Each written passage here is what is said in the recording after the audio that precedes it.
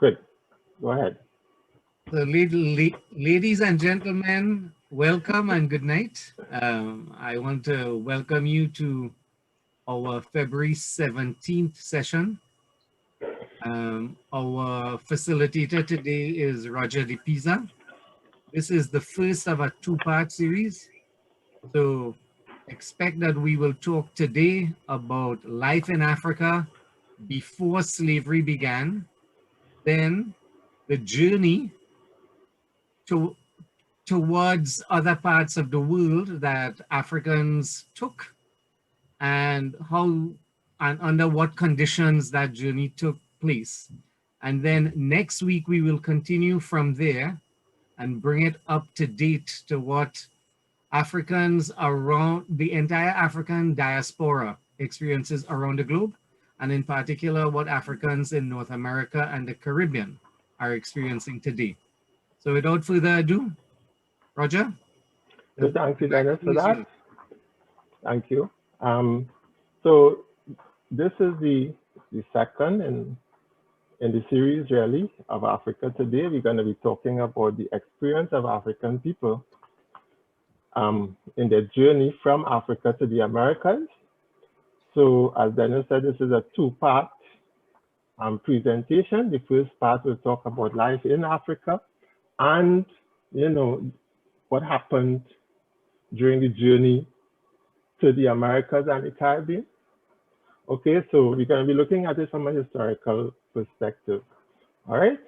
So the objective of this presentation, pretty much like the first, is to reveal information about what happened to African people when we were taken from the continent and were brought here.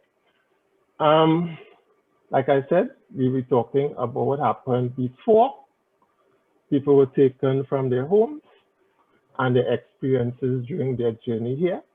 Next week, we will talk about what happened when they got here. All right? Okay. So Sparrow, in this very brilliant calypso, summarized the whole experience in 1963. So I want to play this song, which you know, all right? But probably never listen to the lyrics, all right? So we're just going to listen to the first 2 minutes of the song, and you'll hear what he says.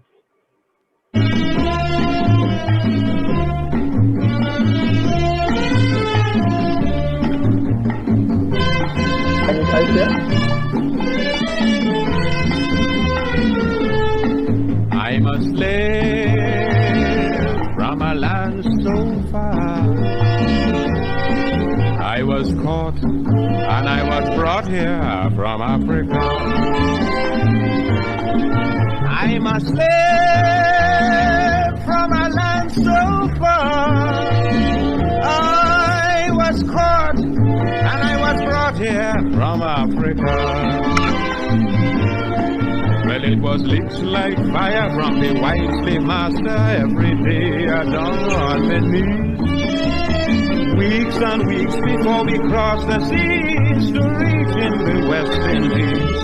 And then they made me work. Oh yes, I work. A good Lord, don't pay. I toil and toil and toil and toil so hard each day. I'm dying. Yeah, I'm crying.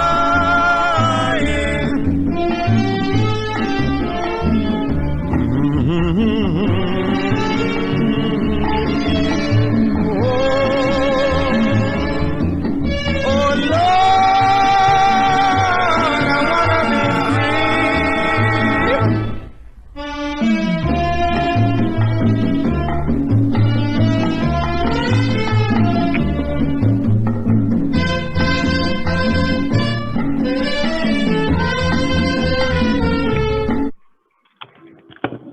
Yes. So that's the song, really, and it goes on to really document what happened to African people on their way here from their homes in Africa. Okay, so you cannot talk about the journey here without really talking about the whole slavery issue and what exactly happened during that time. All right. So where do we start? We start off in Rome, way back at the beginning of the 1st or 2nd century. All right. And the ancient Roman Empire really were the ones who established this chattel slavery system. Okay. In fact, the Roman Empire in 1117 AD extended all the way from the Iberian Peninsula up across Europe, across the Middle East, and all the way across the top of North Africa, including places like, you know, Algeria, Tunisia, Morocco, and so on, Libya and Egypt. Okay. However, around 476 AD, the Roman Empire basically ceased to exist. Well, it did exist in the East, right? But they couldn't enforce their control over people. All right.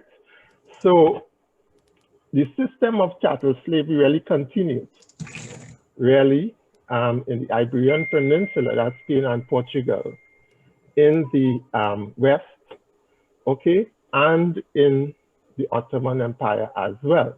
All right. So that generally gives you a good context of where the thing started.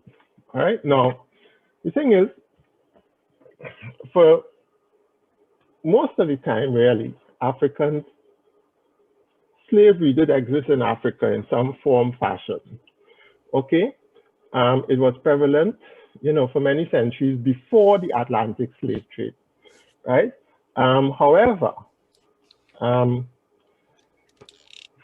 slavery, okay, or people were enslaved through warfare.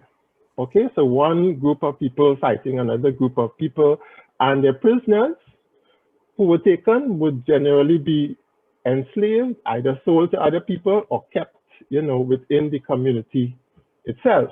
All right, you know, they were sold to states in Africa or in Europe sometimes, or in Asia. Okay, there was no concept of a prison system, so they didn't keep people as prisoners, right? They sold them or they kept them for their own purposes. All right.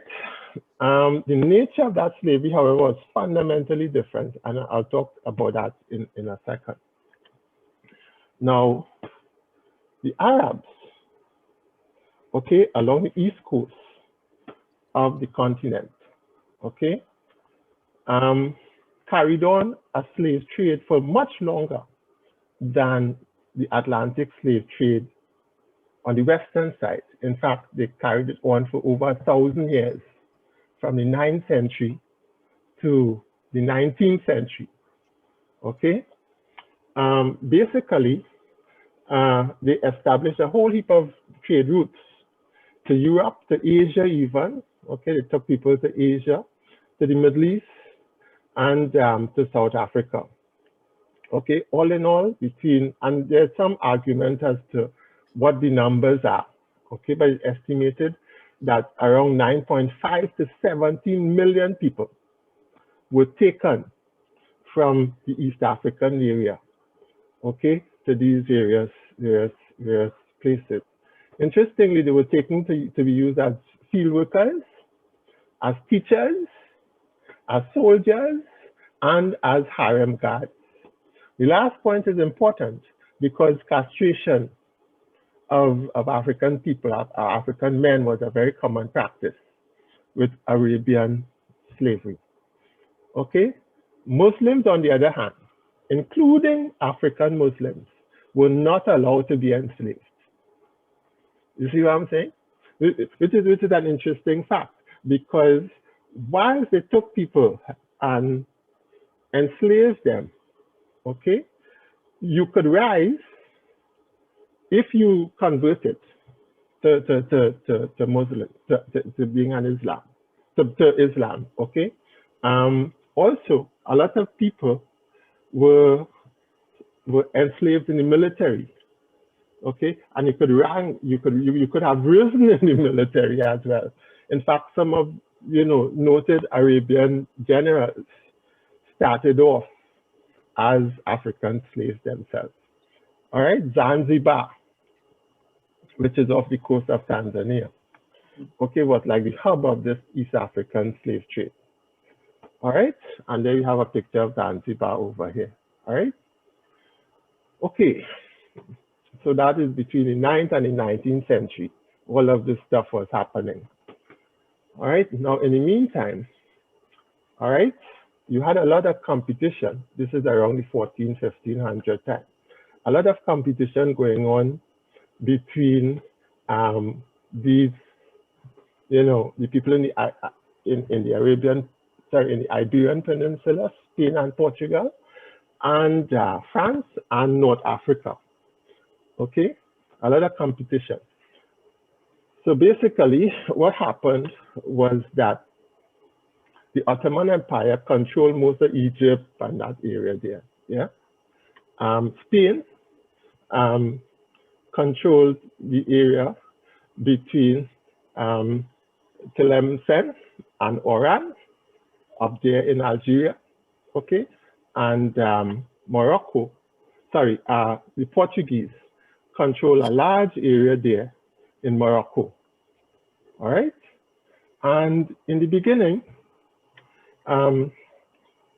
what happened really was these places in Morocco and so on were the endpoints of the Arabian slave trade. You see what I'm saying? So they were able to control the endpoints of those slave routes, right? I remember they were trading with people up to Europe even before that, all right? Now, what is also interesting, and Radford, because this may have direct relevance to our own history, was that Portugal and Spain, okay, were conquered by the Berbers, the Moors, okay, and had controlled that area. The Moors are from North Africa, okay, and controlled that area for many centuries, for about 4 or 5 centuries, okay. Africans were in control of Spain and Portugal, okay. The Jews and the Muslims apparently had a very tight relationship, very harmonious, so much so that Jewish people at the time when the Muslims ruled were scholars and academics and ambassadors and so on for the Muslim courts, okay, in Portugal and Spain at the time. And then you had the Crusades, okay? This big battle. And the Christians, right, came and basically expelled the Moors out of Portugal and Spain. And they also expelled the Jews, okay? That is how a lot of Jewish people ran from Portugal and Spain, all right? The Sephardic Jews, or as they were called, the Spanish Jews as well, all right? So coming back to the story, Spain or Portugal in particular, controlled, a lot of this area here in North Africa. And during the 15th century, they extended that down the coast of North Africa, all right? And basically they made the local population interested in trade with them, right? So they basically, it was a mutually beneficial relationship in that they traded with the rulers in this area, all right? Yeah, so when setting up their trade posts, okay, they saw the permission of the rulers in that area, okay, through various payments and stuff, okay? So you will see, I would use a lot of these graphics here, okay? And these graphics were painted or drawn at the time of some of these episodes, all right? So this here is a European painting. All this was done in the 1600s. Okay, it shows a European basically trading with Africans at the time, exchange of goods, all right?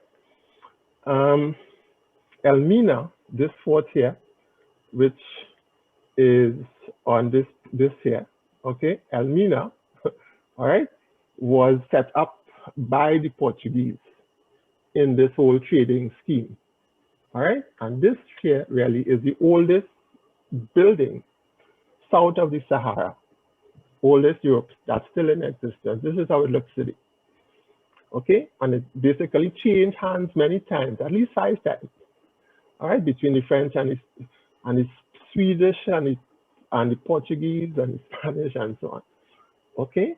This is on the Gulf of Guinea. We will come back to this, as the discussion goes on. Anyways, so basically, the Portuguese used to carry people as well as gold. You remember the last time we spoke in the first part of the discussion, we spoke about the Ashanti people from Ghana, right? And the amount of gold that they had, okay? Because Ghana really was called the Gold Coast, all right? So they traded in gold, all right? And people took them up to Portugal, and they would exchange all of these things, iron, copper, textiles, etc., with the local rulers there, okay? All right, here's another portrait, again, by the same guy, all right? European trading with African rulers, okay, in that time. All right. Yeah. So now all of this trade here really had an effect on the Portuguese economy. Okay. In fact, they had an economic boom, right? And coming along with the economic boom, of course, was increases in prices as well. All right. And they also expanded their fleet, right? They had some major changes in shipping technology at the time, which allowed people like Columbus to sail as far as they did, right? It had something to do with the tides as well. They were able to overcome whatever problems they were having with that. Okay, look at this graph. So in 1492, they made something like 60 million reals at the time.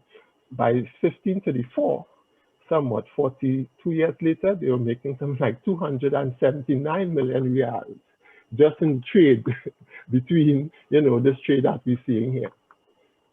Good. Now the thing about it is that the stuff that they were trading with the African rulers, they had to get from elsewhere because Portugal really doesn't produce anything. You see what I'm saying? So they had to get all of these, textiles and other things from Belgium, right? They had to get their wood to expand their fleet from Italy. Yeah. As well, they also had a very strict trading policy, trading administration, in that only Portuguese people from Portugal could trade with, they had a whole intricate system of licensing and other things. All right. Now, by 1520, all of this thing came basically tumbling down as it was very burdensome. Okay. Right. And they were unable to supply the African coast with enough goods. Right? Good. So a lot of the people, the rulers there, turned their attention to other people who could supply, who could make the supplies. Okay. So the Portuguese apparatus, it was costly, it was slow. All right. So next you had people from Holland, from England, from France, and so on, who actually making the goods that they traded with, right? Actually trading with the people, and they were able to sell them more cheaply. You see, so that is how the others came on board. All right. And the thing about it is that eventually, as the trade got more burdensome, okay, and as the gold started to get less, the Portuguese turned their attention to agriculture. You see what I'm saying? Right? So now you see these three islands, these three territories over here. Let me just shift this aside a little bit.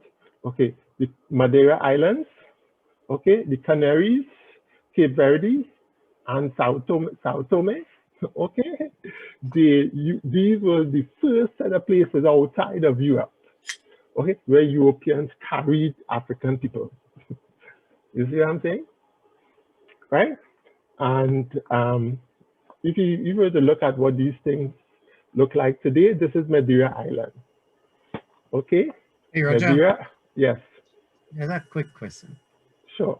These people were going there as semi-skilled and skilled artisans. Yes? Mm-hmm. They're going where? Europe, you mean?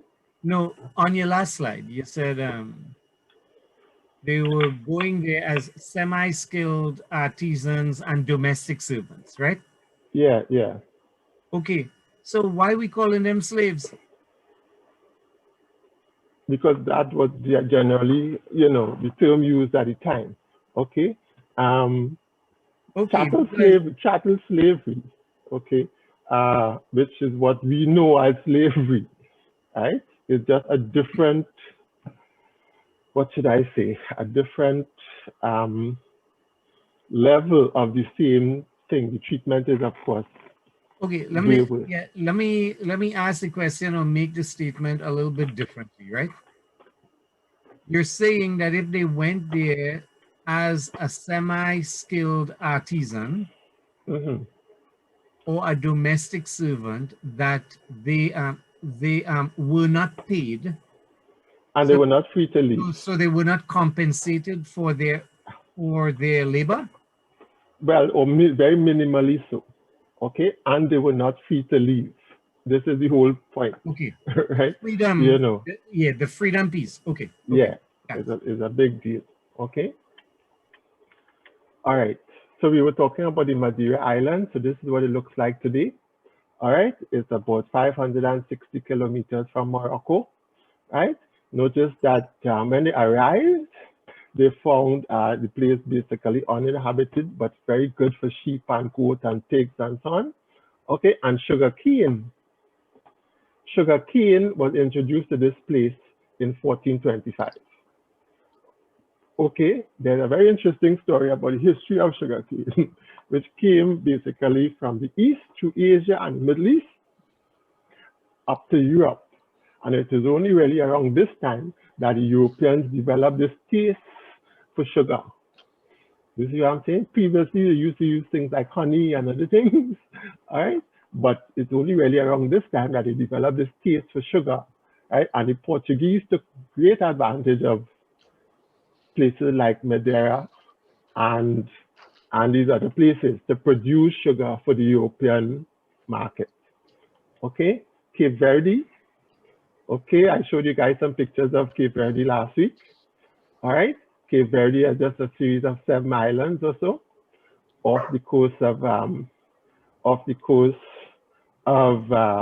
Mauritius, Senegal. All right, and the first Africans who were taken there were taken not only for their labor, okay, but for their knowledge of tropical agriculture. You see, because these Portuguese didn't know nothing about tropical agriculture. You see what I'm saying? Okay, and they were also taken there because of their skills in cotton and so on. Okay, so here we have, you know, a Cape Verdean guy, you know, showing some, you know, cotton fabric that is made the traditional way, right? Of, you know, how people used to make cloth back in the day. So even now, you know, weaving and spinning techniques are really done, you know, the African way, as done by African people back from way back then. All right, then we have, and Curtis might be interested in this, Sao Tome, sorry. Sao Paulo is in Brazil. Okay, here, San Tome, which is just off the coast of Guinea, is just 2 islands. Sao Tome and Principe is up here. Okay, but these are volcanic islands. And this here is called a volcanic plug. Basically, it's a plug that shoots straight up into basically the sky from flatland. Okay, so this thing here is 6,600 feet high, right? Legend has it that it was only, climbed twice before the Europeans came. Okay, so these are in the southern part of the island. Okay, and if you really look at even today, Sao Tome is basically bush. The island is that. But the rich, fertile soil was excellent for producing sugar. All right, and a lot of African people were brought to Sao Tome. All right. Now, interestingly, a lot of people rebelled against the treatment. So, there's a whole business about revolution and struggle in Sao Tome. Okay, that is for another day. But what is also instructive, Radford, is that a lot of these Sephardic Jews from Spain and Portugal were expelled to Sao Tome. You see what I'm saying? Right? Back in the day. You see? They were expelled to Sao Tome as well as to the Ottoman Empire. Right? In my research, I found a very interesting line from the Sultan in the Ottoman Empire, basically thanking the Christian court for sending the best people back to Turkey. You see what I'm saying? Right? Because they were expelling people pretty much like how Hitler expelled the Jews, right? So in response to that, basically, the Sultan had written, I guess, the people in Rome, the Christian leaders in Rome, thanking them for sending him the best people. Because remember, these people were ambassadors, they were scholars, they were all kinds of different things, in the Muslim dispensation of that general area. Okay. Now, meanwhile, back in the Caribbean, and I guess you guys know some of the story, European conquest was going on in earnest. Okay, and basically the native population of Tainos and others had basically, been wiped out. This year is a statistic, from this, I have to keep moving around this stuff, from the Spanish. Okay, notice that when Columbus arrived in 1492, they found 8 million people in this general area in Cuba, Cuba, Jamaica, Santo Domingo, and Puerto Rico. Okay, by 1542, some 50 years later, after another census was done, they pretty much found only 200 people. Okay, so one might ask the question, why is that? All right, why is that? And I am yet to come to terms with it, but there is something about the mindset of these people, okay, that it's just crazy. All right. Now, according to the testimony of Bartolome de las Casas in 1598, well, these engravings are from 1598. De las Casas is some time before, and this is a testimony to this to the Spanish crown. So here's what he says: and they do this to such a degree that on the island of Hispaniola, of the above 3 million souls that we once saw, today there be no more than 200 of the natives remaining. The island of Cuba, which is as long as from Valladolid to Rome, I don't know where that first place is. Today, it is almost devoid of population. The island of Samoa and that of Jamaica, large and well-favored and lovely islands, both have been laid to waste. On the Isles of Lucayos, which is the Bahamas, where there were once 500,000 souls, today there is not a living creature. Okay, all were killed while being brought, and because of being brought to the island of Hispaniola, where the Spaniards saw that their stock of natives of that latter island had come to an end. So this is just a paragraph from his testimony before the Spanish court. Okay, as you know, sometime later, Christopher Columbus was jailed and so on. But the Spanish conquistadors in the Caribbean and Central America were absolutely brutal. Okay, I think this is quite instructive. You notice if you didn't, as a native, if you didn't meet your quota of gold for a particular week, this is what your punishment was, right? Your hand was basically cut off. So these engravings, these are engravings that were actually done in 1598. You understand? These are not modern things, right? You have people being burned to the stake. You have people being strung up alive, you know, right? And this, you know, this his testimony, if you read the testimony, very gruesome. These people every evening used to use these Tainos for sport. Who could cut off whoever had the fastest, or who could disembowel whoever the fastest. That was a sport. Right? No wonder the people, the native people, were killed off in great numbers. Plus, of course, you had smallpox and other diseases which they had no immunity for. Right? That took people in vast numbers as well. Okay. Roger. Yes. Roger.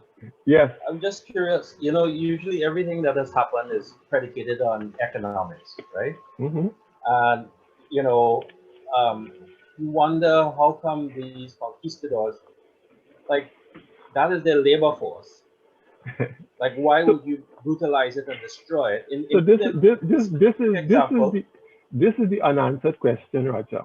Okay. Yeah. Why it is brutalize your product, so that you, in effect, sell broken products. And this is the core question mark behind the African slave experience. If you look at it from another perspective, okay. If you look at it as a totally economic perspective, right? You had people coming to pick up quote unquote products from Africa, yeah. Why it is brutalize that product so that when you get to the Americas to sell that product, you know, that product is totally traumatized. That is the big question. And that speaks to a mindset, okay? A mindset driven to a large extent by, you know, religious convictions. Because a lot of these Europeans, okay, thought that what they were doing was bringing Christianity to these savages, good, and saving their souls, basically. All right, we have some people in the chat box. All right. Okay, so let's push on. All right. So with the wanton destruction of the Before you proceed, I haven't been able to see any of your screen at all.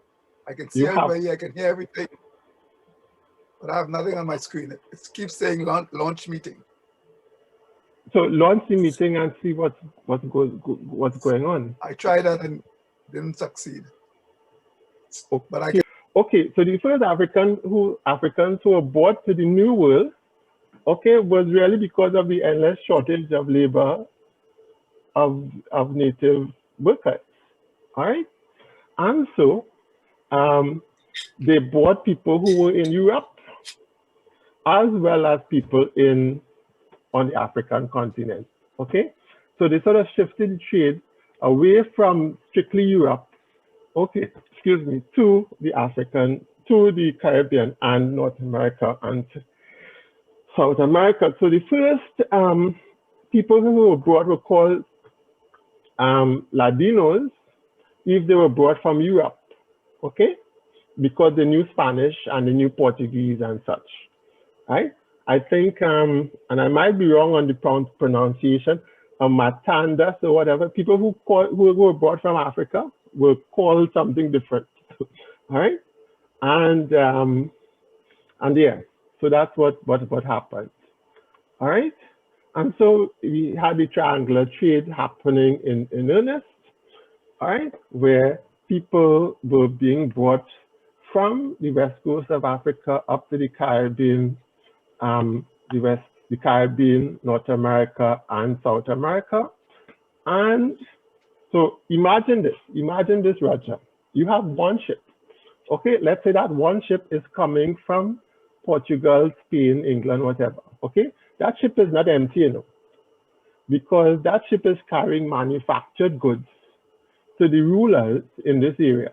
Yes, picking up human cargo, carrying them across the Atlantic, okay, to the Caribbean and so on, filling up with sugar and tobacco and cotton and other things, okay, and coming back across the Atlantic up to Europe to disembark there, okay. So you have one ship, and that one ship is full all the time with different cargo. That's surprising, Roger, because you think they would be dedicated to their roots, you know, like just back and forth, right? But you're saying after they make a trip to Africa, they're on their way to the Caribbean, and then from there they're back to Europe? To Europe, yes. It was a triangular trade, you know. Yeah. Roger, okay. Okay, but they had to make special accommodations to keep people that they couldn't use for other things. No, it was the same boat, it was the same ship, okay, right? So they would clear out the slaves, okay, and put the sugar and so on where the slaves were. You see what I'm saying, right? Probably get somebody to, you know, to clean down the ship or whatever, and then back up the road. Yeah. So we'll see a little bit about that later on, how the ship was and so on. Yes. All right. Okay. Okay. So sugarcane, really, I did this a long time ago. I thought it would be useful to put it here, really. All right. So this grass, as many of us, is why many of us here today. It started from South Asia. Okay. And from South Asia, it migrated to the Middle East, Iran, and so on, and then moved up to Europe. And that is where the Europeans, you know, acquired their taste for sugar. Prior to that, you know, I guess things were just pretty bland. Or if, you know, you were elite enough, you could enjoy your tea or whatever with honey. Yes, you see. All right. So this grass here, right, is why a lot of us are here now. Okay. Yes, sir. All right. So where were these people taken from? So let's do a deeper dive. And basically from the coast of West Africa, from Senegal. They called it at the time Senegambia because Senegal and Gambia. Okay, Sierra Leone, West Coast, you know, Gold Coast, which was Ghana, basically. The Bight of Benin and the Bight of Biafra, which is around Nigeria and Cameroon, and West Africa, which is the Congo and part of Angola. Okay, so a whole heap of people were taken, as I have here in this slide. I did this myself. I put this together myself from the database of slave voyages. Okay, these are people who disembarked in Jamaica, in the Caribbean, and from where the boat embarked from. Okay, so from the Bight, yeah. Over what period were the people taken to Trinidad and Tobago, so that we only have 25,000 there? Okay, this is the 400 years. Okay, this is all the boats right? The database that they have of all the ships, all right? And the number of people each ship had, and where they embarked from, where they disembarked to, how many people died, and so on and so forth. As I just, extracted this data. Okay, as we can see, Jamaica, all right, had the most, followed by Cuba. Okay, what I found interesting as I was going through this is that Antigua and St. Kitts, 119,000 people. Okay, 120,000 people, but Antigua only have 60,000 residents now. You see what I'm saying? So these numbers confuse me, right? It really did. So I asked a question at a history forum that I had, that I am in, okay? How come, these numbers are like that, because Antigua only has 60,000 people, St. Kitts have even less. Apparently, and I didn't know this, okay? The British passed the Freeport Act sometime in the 1600s, okay? Which allowed ships to dock in these places, Antigua and St. Kitts and so on, okay? And to transfer people to other ships. So they didn't land, it was just a transshipment. You see? So the port of disembarkation would be Antigua, right? But they would transfer the people to other ships and they would take them to North America or wherever. Hence the reason for this. Okay, and it's called the Freeport Act. You can check it out on thing. All right, so 25,000 approximately came to Trinidad, and 15,000 or so came to Austin is called the database of slave voyages. Okay, you can pull it up. Actually, I have references on the slides themselves as to where I got this information from, so I could share that with you guys afterwards. All right, and it's for the entire North, South America and the Caribbean. Okay, all the ships. All right, this is interesting. So where were these people taken from? All right, who were these people? All right, all kind of people, Fulani, Bobo, Bisa, and so on. And it's interesting going through the African ancestry thing, which I was involved in. People all the time say they are Kru, they are Fang, they are Teke, whatever. It's interesting. Okay, but so let's now look at some of the people who they took. All right, and what they did and so on. All right, but before we do that, let's look at the Trinidad situation. Okay, and indeed, people from Trinidad basically were Igbo, Congo, Ibibo, and Mandingo people. All right, at least in 1813. Okay, this was the statistics I was able to find. So most of the people, it seems, were taken from, in Trinidad, came from the Bight of Biafra, which is Nigeria, and in other places in Africa, which means they could be like from here or somewhere that is not counted in there. All right, so let's talk about the Igbo. How are we doing for time so far? Okay, only 45 minutes. Can I squeeze a question in? Certainly. So one of the things that, and this is an unscientific observation, as I move around the United States, it becomes really obvious that, the African people of African descent in one part of the country are completely different from another part of the country. Yes. Like in South Carolina, in particular, in the Charleston area, the type of African in that area is I had never actually seen that type of African until I'll tell you why that is. Yeah, and then okay. so just let me finish. And then now I'm in St. Louis. That type of African is not here. Okay. And that there's a specific reason for that. Okay. Okay. The plantation owners on this side of the Atlantic looked for certain people. Okay. So, you know, in Mississippi Delta and so on, they went for the people who could grow rice, right? You know, the tribe, the people on the continent who developed that, who familiar with that technology, right? In other areas, they would look for other types of people, right? So it wasn't like a first come and I just take you, right? Right? They were looking for specific types of people as well, which is why you will find a whole heap of people in where it is, St. Louis versus another area. Yeah, and then in Charleston, South Carolina, it's completely different. Yeah, right? It wasn't a random thing. Okay. So, Roger, I have a quick question also.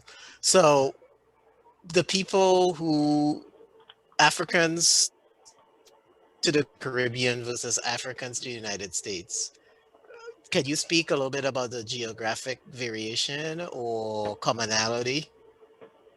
Well, I think the people in the Caribbean, if one were to speak in generalities, I would say that in the U.S. there was a greater number of people from a greater number of places. Okay, so like in Trinidad, we see 4 main groups, right? But in South America, in North America, you will see a whole wide spread, okay, in there, all right? So for example, let me talk about Igbo here, because a lot of Trinidadians are Igbo, all right? Traditionally, they come from Nigeria, okay, the Niger River, basically this area here, all right? They lived in democratic villages, okay, and that they had a king, okay, but basically each village, each territory was controlled by a chief, okay, and it was sort of a familial kind of situation. All right, so except for a few notable Igbo towns, which had kings called Obis, okay, communities were generally governed and administered by the elders. All right, now many Igbos lived along the Niger River, which is also interesting. So you had all of these disparate communities, all right, in Igbo land. All right. What happened when men realized that this European trade in gold was superseded by trade in people? They started to raid the other villages. You see? Okay, particularly those people in the area. And the Igbos were one of the, what should I say, most culpable people in that regard. You see what I'm saying? Right? So many Igbos who were living along the river became traders who sold captives to the Europeans from the interior. So they would go into the interior and capture people. All right?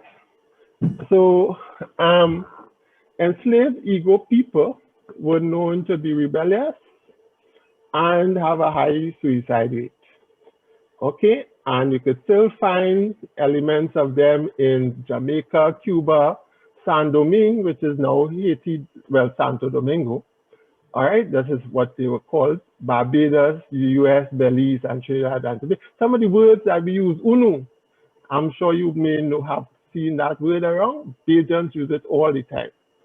Okay, that is an Igbo word. Even the word bim, bimsha, and for Barbadian people is an Igbo word that came out from the word bem. All right. Okay, and so I have some pictures. Roger, yes. Just sorry to interrupt you again, but no problem. How about to comment on the differences in African descent people just between Trinidad and Tobago?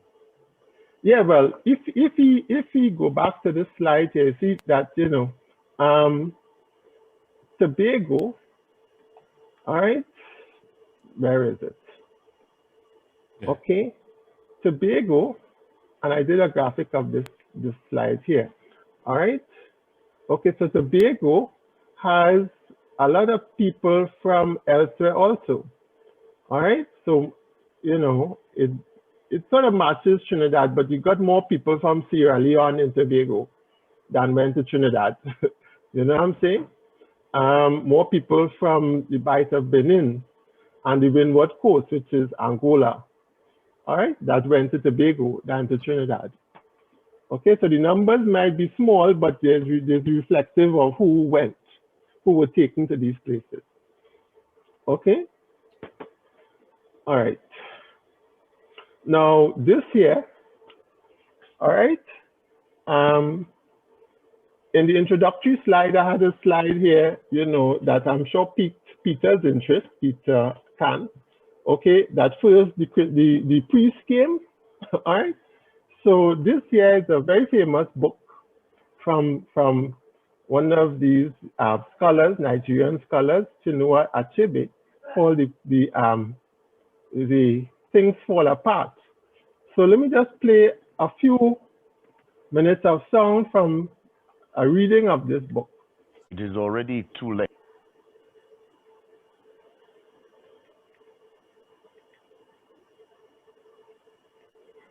It is already too late, said Oberika sadly. Our own men and our sons have joined the ranks of the stranger. They have joined his religion, and they help to uphold his government. If we should try to drive out the white men in Umuofia, we should find it easy. There are only 2 of them. But what of our own people who are following their way and have been given power? They would go to Umuru and bring the soldiers, and we would be like Abame. He paused for a long time and then said, I told you on my last visit to Mbanta how they hanged Aneto. What has happened to that piece of land in dispute? Asked Okonkwo.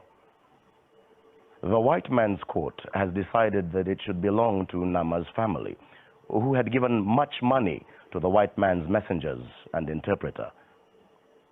Does the white man understand our custom about land?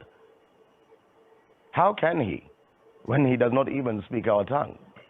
But he says that our customs are bad, and our own brothers who have taken up his religion also say that our customs are bad. How do you think we can fight when our own brothers have turned against us? The white man is very clever. He came peaceably and quietly with his religion. We were amused at his foolishness and allowed him to stay. Now he has won our brothers, and our clan can no longer act like one. He has put a knife on the things that held us together, and we have fallen apart. Okay, so this is an interesting, are you guys seeing the PowerPoint? Yes. Okay, good. So this is what happens when things fall apart, right? You know, put your trust in others, and that is what happened. That is effectively what happened to the Igbo, right? They sold a lot of their own people, all right?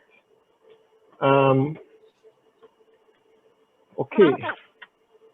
Then, of course, we have the Congo, all right? Now, the Portuguese people were amazed at how developed this society was, okay? They thought of it as Little Portugal, basically, all right, which they found on the African coast, all right? You know, very, very developed. Okay, so it was a highly centralized kingdom, okay? And the king organized things like, you know, communities into provinces. He collected taxes, tributes, and he even had a monetary system, okay? He performed religious rites as well as responsible for protecting his kingdom. So this is one of the first places that Europeans really made inroads into the African continent vis-a-vis, you know, using religion, okay? Because in 1491, the king converted to Christianity. You see what I'm saying? He was baptized, and the king, he took, yes, yes, can you hear me? Yes, go ahead. BP, was a white woman involved in that conversion?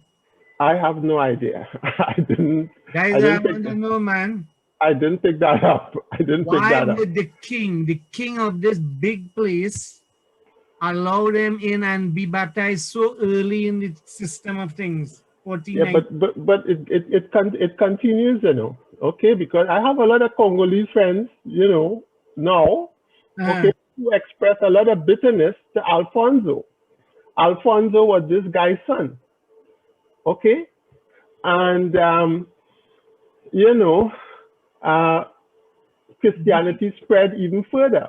Yeah, but you telling me that before Columbus ever sailed, this man was baptizing? Yeah, yeah, but it gets worse, you know, because one of Alfonso's sons, which is this guy's grandson, became the first African bishop in the Roman Catholic Church. You see what I'm saying? In 1518. All right. So between, you know, Alfonso himself protested, you know, the treatment of people from the Congo when the slave trade really started kicking. He wrote to the Portuguese king, his counterpart, about it. And, you know, the response was, well, you know, we will send a viceroy, you know, to see what is going on, and so on and so forth, which they did, but it didn't really stop anything. Okay, so between the 16th century and 1836, 4 million people were taken from the Congo, right? 2 million of whom survived the march to the coast, okay, and the journey across the Atlantic. A lot of them were shipped to Brazil. Okay, so you have a lot of Congolese people in Brazil right now. Okay, and you talked about you remember David Rudder had this song, Bahia Girl, and the other one, okay, talking about the closeness of, you know, cultural expression in Bahia and Trinidad. Okay, because a lot of these people were taken to Trinidad also. All right, and then you have the Mandingo. Okay, the Mandingo came primarily out of Mali. You know, these people are griots and tremendous singers. Even today, you know, people like this albino guy, I can't remember his name. Okay, but you know, in terms Salif Keita and so on, you know, tremendous griots and singers. Okay. So the Mandinkas are descendants of the Mali Empire, okay? And many of them were enslaved, okay? And they influenced a lot of tradition in Brazil as well as in southern United States and the Caribbean. I hope you guys hear this video because it has some of the songs, some of the ancestral songs that you would probably have heard back then, all right? Yeah, we're hearing the video. You guys seeing the video, yes? Yep. So this is called a kora. It's like a guitar or a sitar, you know? An ancient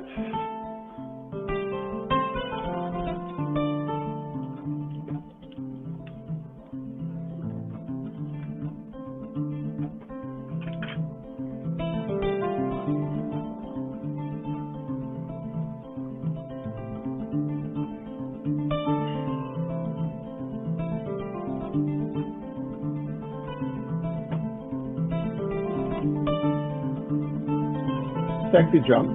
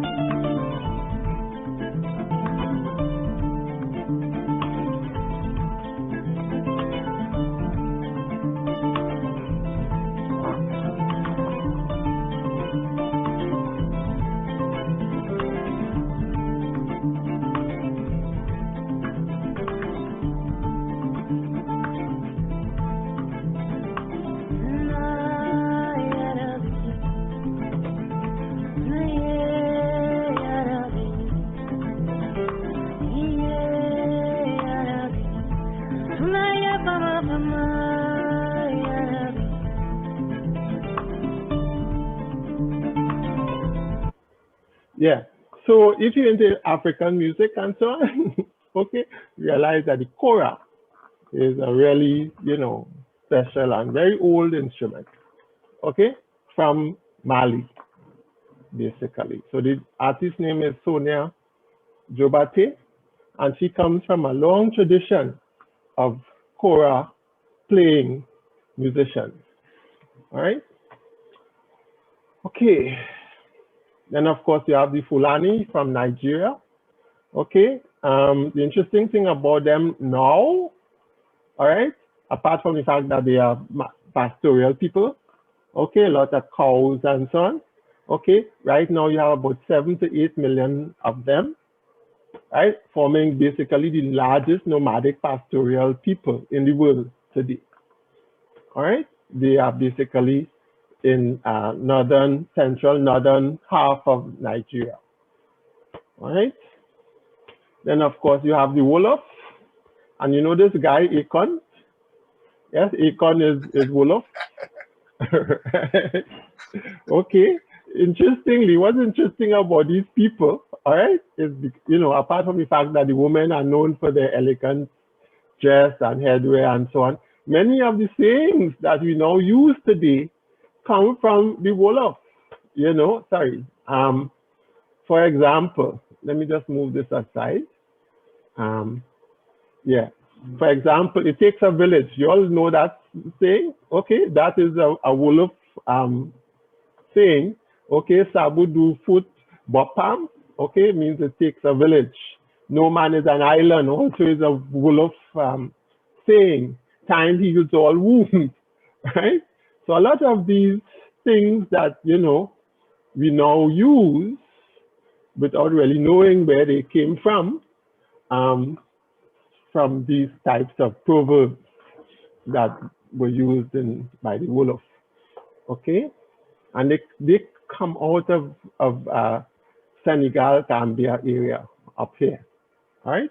Not necessarily in Congo, Central Africa, yes?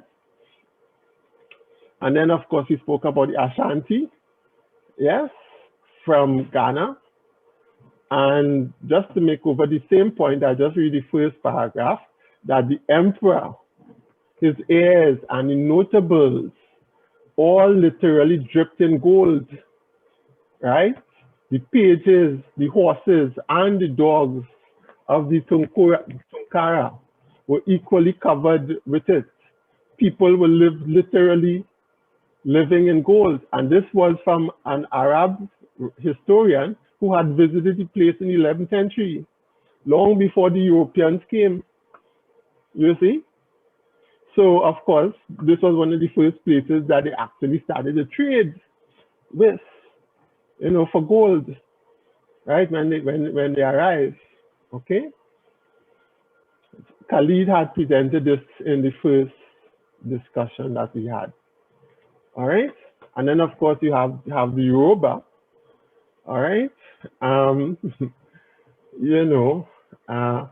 Interesting thing about the Yoruba as well is that, you had a lot of infighting amongst the Yoruba, okay, that reached up to the 19th century, leaving them vulnerable to enslavement.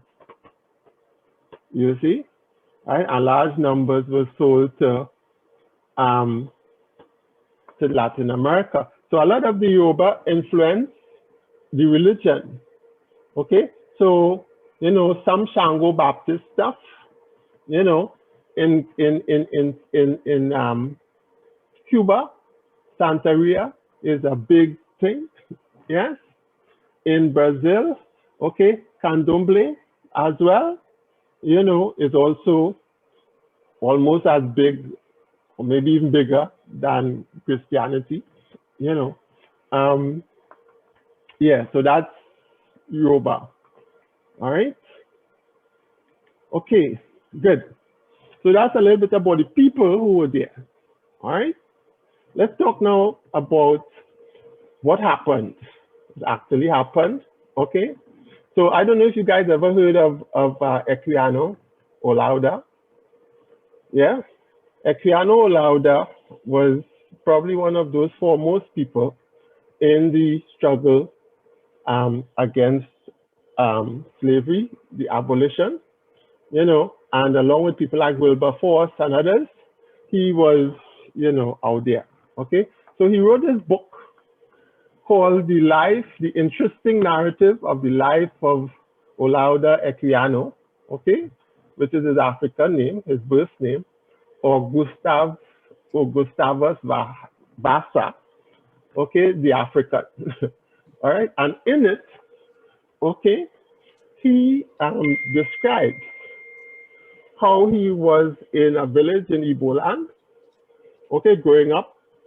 He describes, you know, what he experienced growing up, what he experienced when he was captured, okay, and what happened, you know, on the way to the coast, what happened in the slave ship, what happened when he came here, okay? So if you allow me to read a little bit of what it is inside of this book, okay, I will start coming on page 22 because, you know, time is you don't have all the time in the world. Okay, this is a stamp commemorating the 200th anniversary of the 1807 Act, Slave Trade Act in Britain, okay, which really led to the abolition. Okay, so there was this big celebration, the Queen of England and all of these things in 2007. It was all over the BBC and so on, you know, celebrating 200 years of the Slave Act. Okay, all right, so starting on page 22, all right, if I read a little bit, and feel free to ask questions or interject, all right? So he was talking a little bit about life in the village and things, so he's now talking about, you know, what they do primarily, okay? So he explaining why it is, you know, these slave raids happen. So he said our tillage is exercised in a large plain or common, some hours walk from our dwellings, and all our neighbors resort thither in a body. Okay, there are no beasts of husbandry, and their only instruments are hoes, axes, shovels, beaks, and pointed irons to dig with. Sometimes we are visited by locusts. We're talking about, you know, where they farm, okay? Sometimes we are visited by locusts, which come in large clouds so as to darken the air and destroy our harvest. This, however, happens rarely, but when it does, a famine is produced by it. I remember an instance or two there wherein this happened. This common is often the theater for war, and therefore, when our people go out, he talks about it, okay? So from what I can recollect, he talks about the reason why, you know, people fight because their agricultural land is destroyed, okay? So from what I can recollect of these battles, they appear to have been eruptors of one little state or district or the other to obtain prisoners or booty. Perhaps they were inclined to this by those traders who bought the European goods I mentioned among us. Such a mode of obtaining slaves in Africa is common, okay? And I believe more are procured this way and by kidnapping than by any other, okay? So basically kidnapping on a massive scale, okay? When a trader wants slaves, he applies to a chief for them and tempts them with his wares. This is not extraordinary, okay?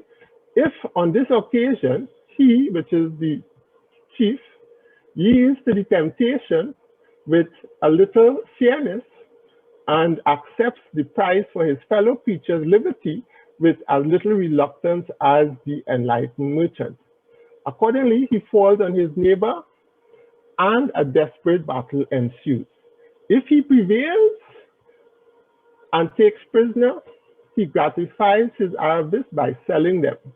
But if his party is vanished and he falls into the hands of the enemies, he is put to death. For as he has been known to foment their quarrels it is thought dangerous to let him survive, and no ransom can save him. Okay, though all other prisoners may be redeemed. Okay, so they will kill the king of who or the chief of whoever is raiding them if he loses. You see what I'm saying? So this is one of the aspects of life back then. Okay, so now he explains how enslaved Africans were treated in Africa itself. Okay, so he went on to describe a victory that they had. Okay, so he says that the spoils were divided according to the merit of the warriors. Okay, those prisoners which were not sold or redeemed were kept as their slaves, as I was explaining before. Okay, and how different was their condition from that of the slaves in the West Indies? With us, they do no more work than other members of the community, even their masters. Their food, clothing, and lodging were nearly the same as ours, I guess, except that they were not permitted to eat with those who were freeborn. Okay, and there was scarce any other difference between them than the superior or the head of the household, okay, which the head of the family possesses in our state, with that authority which, as such, he exercises over every part of his household. Some of the slaves even had slaves under them as their own property for their own use. You see? So, this is, the general context. And he comes back to this often. All right? Let me get some water. Any questions? So far, so good. Okay. So he now talks about when he was captured himself. Okay. So he said generally, remember he's about 11 years old at this point. Okay. He says generally when the grown people in the neighborhood were gone far into the fields to labor, the children assembled together in some of the neighborhood premises to play. And commonly, some of us used to get up a tree to look out for any assailants or kidnappers that might come upon us. For this sometimes took those opportunities of our parents' absence to attack and carry off as many as they could seize. Okay, so he goes on. One day, when all our people were gone out, to their work as usual, and only I and my sister were left to mind the house. 2 men and a woman, okay, got over the walls and in a moment seized both of us. And without giving us time to cry out or make resistance, they stopped our mouth and ran off with us into the nearest woods. Here they tied our hands and continued to carry us as far as they could until night came on, when we reached a small house where the robbers halted for refreshments and spent the night. Now think about this for a second. You living in a situation where people could come and take your children and you will never see them again. Think about that, right? You're living in Trinidad, right? You have kids, yeah? And, at any time, people could come and grab up the children, yes? Go on and never see them in life again. Yeah? How traumatic is that for the children? Okay, and we'll say how traumatic is that for the parents when they come back, right? And that was the experience of millions of people, basically, who encountered, this situation. All right, so then came the long march, of course, right? So the captives were often chained, around their hands and necks, and forced to walk hundreds of miles, because Africa is, one of the biggest continents, okay? And it took them several months to reach to the sea. You see what I'm saying? Okay, now during that journey, they would be sold and resold to others.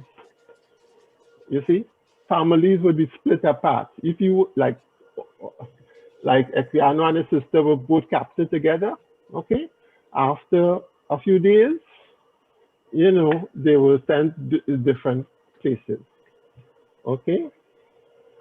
Many sick and enfeebled were abandoned along the way.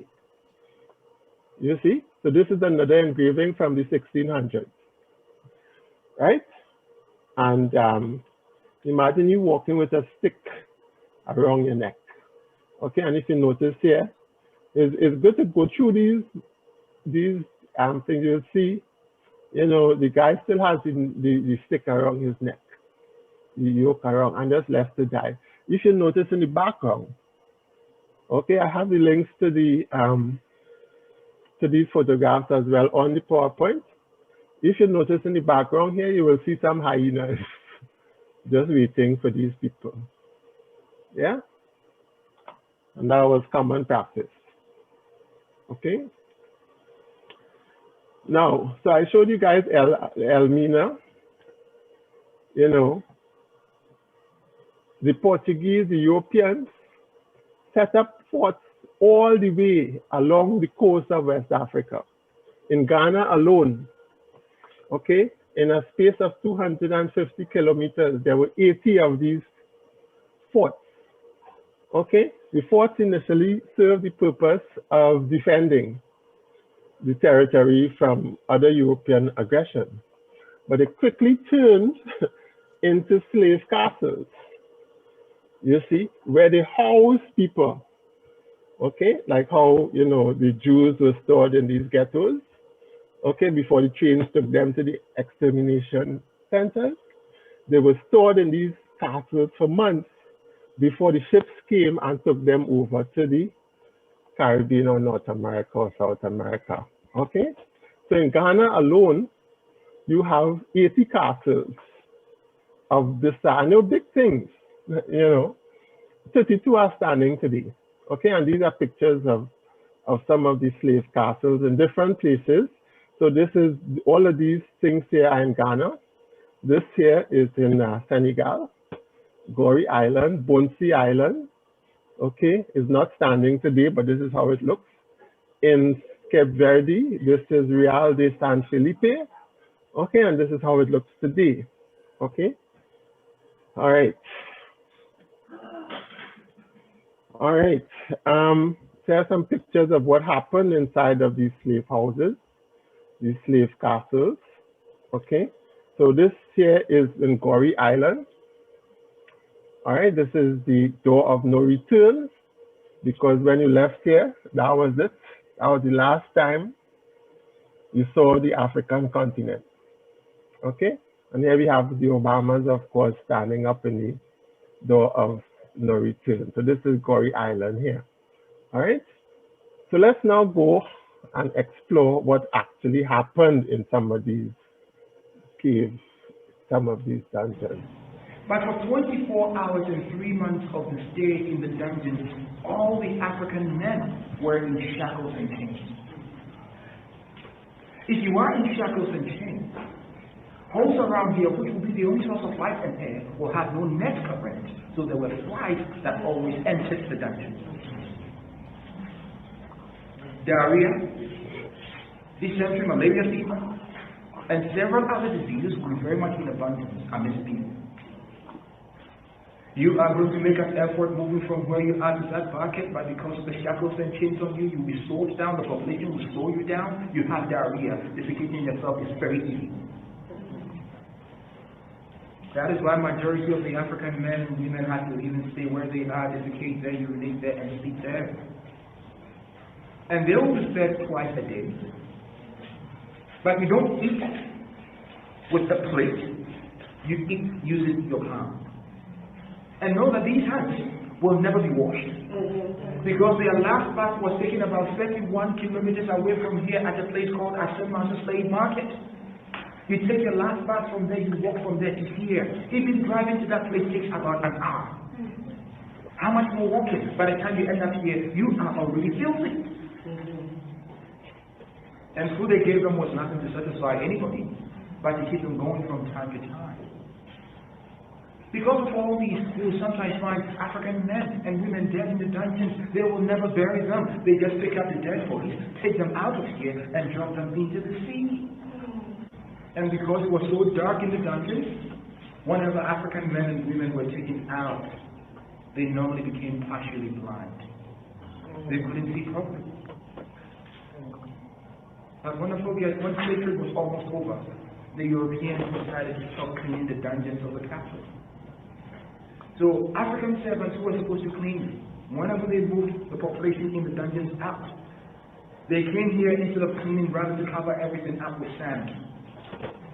Know that what you are standing on is the original floor made up of bent bricks and trenches. But then in the other rooms, everything you are going to walk on will not be the original floor, because it's covered up with feces, urine, food particles, and so many things, which there came a time they covered it up with sand. And whenever they brought African men and women back into the dungeons, everything was so high that they're going to walk on top of it, but it will be up to your ankle level. Well, wonderful people. The floors of the dungeons were built a bit higher than each other. So the first floor is higher than the second, and it continues in that order. There are trenches all over the place which move liquid waste from each room. So looking at the whole thing, it means that every liquid waste from the first room enters the second, third, fourth, fifth before it enters the sea. How much more the waste from all the other rooms which will end up in the fifth room? The stench from it, the heat from it, and all of that. Because of all these things, people fell really sick. And as I said, people died. But then know that the mortality rate was so high because all these Africans that came here were very strong men and women. They survived this. And when they survived this, they ended up surviving the ships, ended up in the Americas and survived it. And today we are here. So this tells all of us here that we are from the strongest of the stock they took. Okay, one interesting statistic. For every person who died on the ship, 6 to 7 Africans died on the land. Think about that. Okay? For every person who died on the ship, 6 or 7 died in conditions like this stuff here. You understand? And on the journey. All right? A little, whoops, but let me just. 24 hours and 3 months. Okay. So. Hey, DP. Yeah. What that means is that out of every 20 African slaves who were captured, only 1 made it to the other side, boy. Okay, so I have here how Europe underdeveloped Africa. So, okay, this was the title of Walter Rodney's book. Okay, there Radford has it. All right, and this was one of the primary reasons, because the people they took were the youngest and the strongest. Okay, and they took huge numbers of people. Okay, right? And this was one of the primary reasons why the continent took so long, you know, to catch itself. Okay, there are places in Ghana today that are devoid of people. Okay, people do not live there, specifically because these were places that people were taken from. So it's like, you know, haunted places.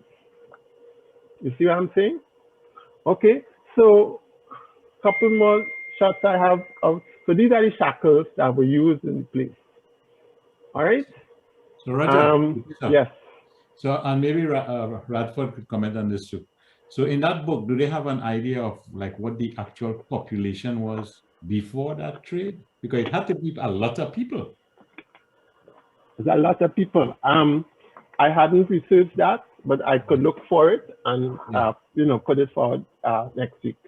Okay. Because I'm just thinking from an economic standpoint. If you, as Ahmed had said earlier, if that's your cargo and that's your commodity. Yeah. Right?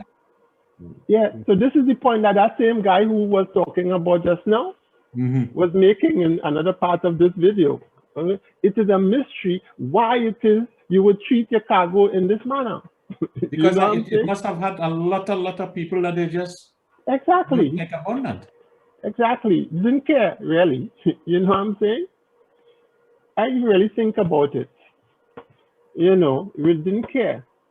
Jack hit it on the head many times already, so we know that. We know is the reason.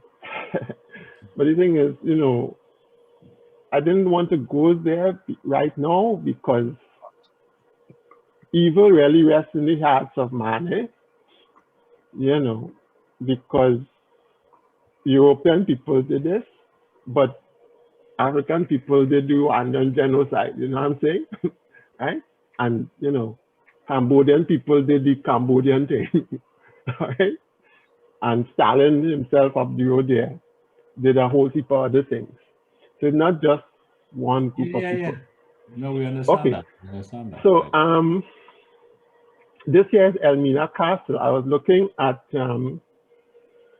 Zainab, what's Zainab's name? She's on the BBC. Badawi, yes. So she was making a tour of the Elmina Castle. And this guy was taking her around, okay? And he was showing her the female dungeons, okay? So the female dungeons are in here, okay? And every time the governor felt like he needed some sex, okay, he would come and stand up here on top of this this ledge here and point to a lady downstairs, you know, and they would, you know, take her out of the crowd, beat her down and so on, and carry her upstairs for the governor to have his way. Okay, so basically the female slave quarters was his harem. You see what I'm saying? But more than that, and the guy made a very interesting point. If the governor of the castle did that, what do you think his lieutenant and his other people did? You see what I'm saying? Right? So this is interesting. All right? But the story hasn't yet finished. Yes, because they still have to go onto the ship. Right? And that in itself was another situation. Because as you see here from this 18th century engraving, you know, it was licks to get onto the ship. You see? This might be a good transition point to end today and resume on the next day. How are your slides looking for time for today? Well, it's 8 to the 6.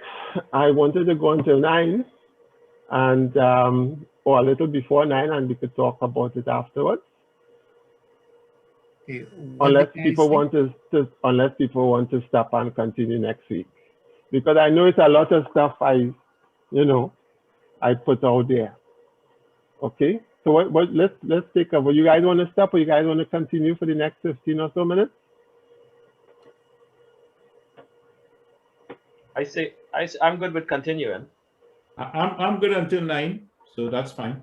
Me too. Okay, so let me just continue this and try to hustle it through. Okay, because I just have the experience as they got onto the ship. Okay, don't hustle it through. Don't hustle it through. We want to. We're enjoying it. If Arthur Griffith ain't telling you to stop, you keep going. All right. Okay. All right. So like I said, this year is, they didn't have cameras in those days. Okay. So men just drew what they saw. Yeah. Okay. And there's the slave ship in the background. All right. So Equiano, going back to Equiano boarding the ship. All right. So he's on the sea.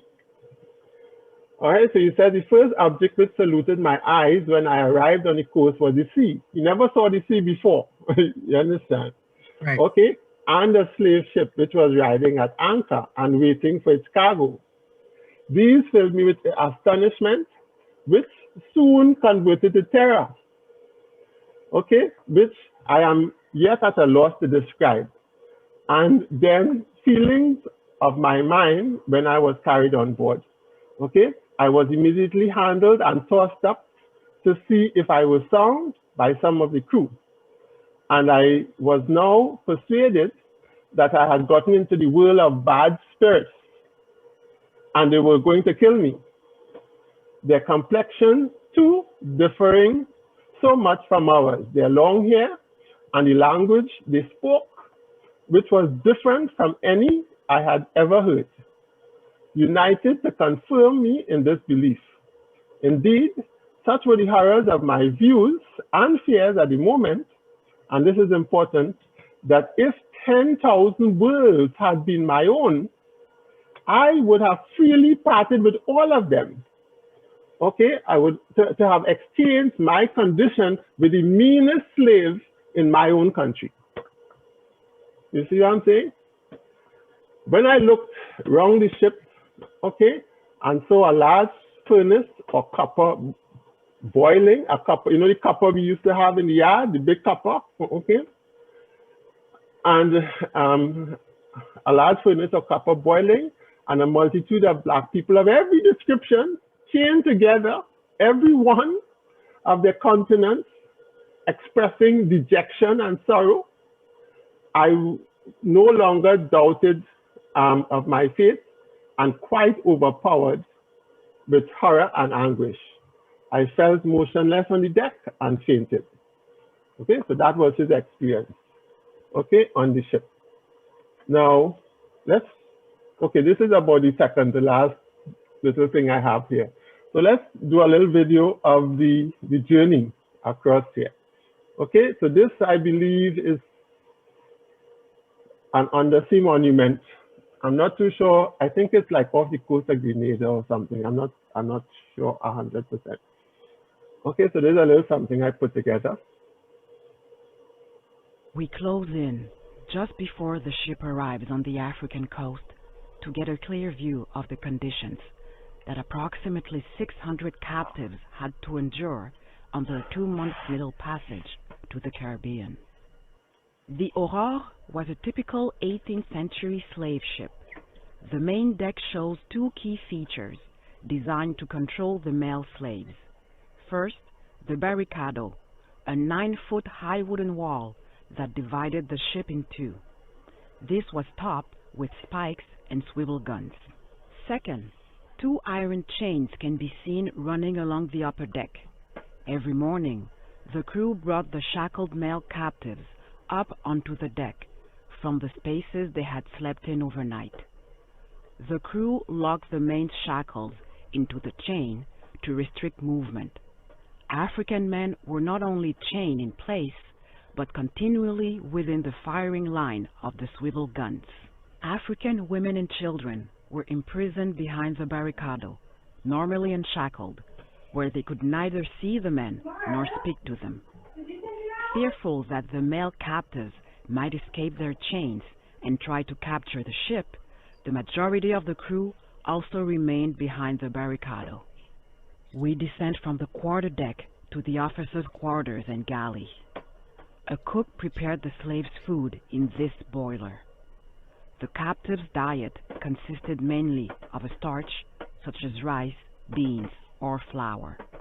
Enslaved people were forced to eat this monotonous diet twice a day. They drank just 2 pints of water daily, leading to constant and often deadly dehydration. As the sun began to set, the crew, armed with whips and guns, forced the slaves below deck. The space below was divided by wooden walls to keep the men and women separated. The men were released from the deck chains and forced below, still shackled in pairs. Once below deck, crewmen packed the enslaved men together. Some were forced to lie on top of the platforms, around the side of the room. Others lay under the platforms.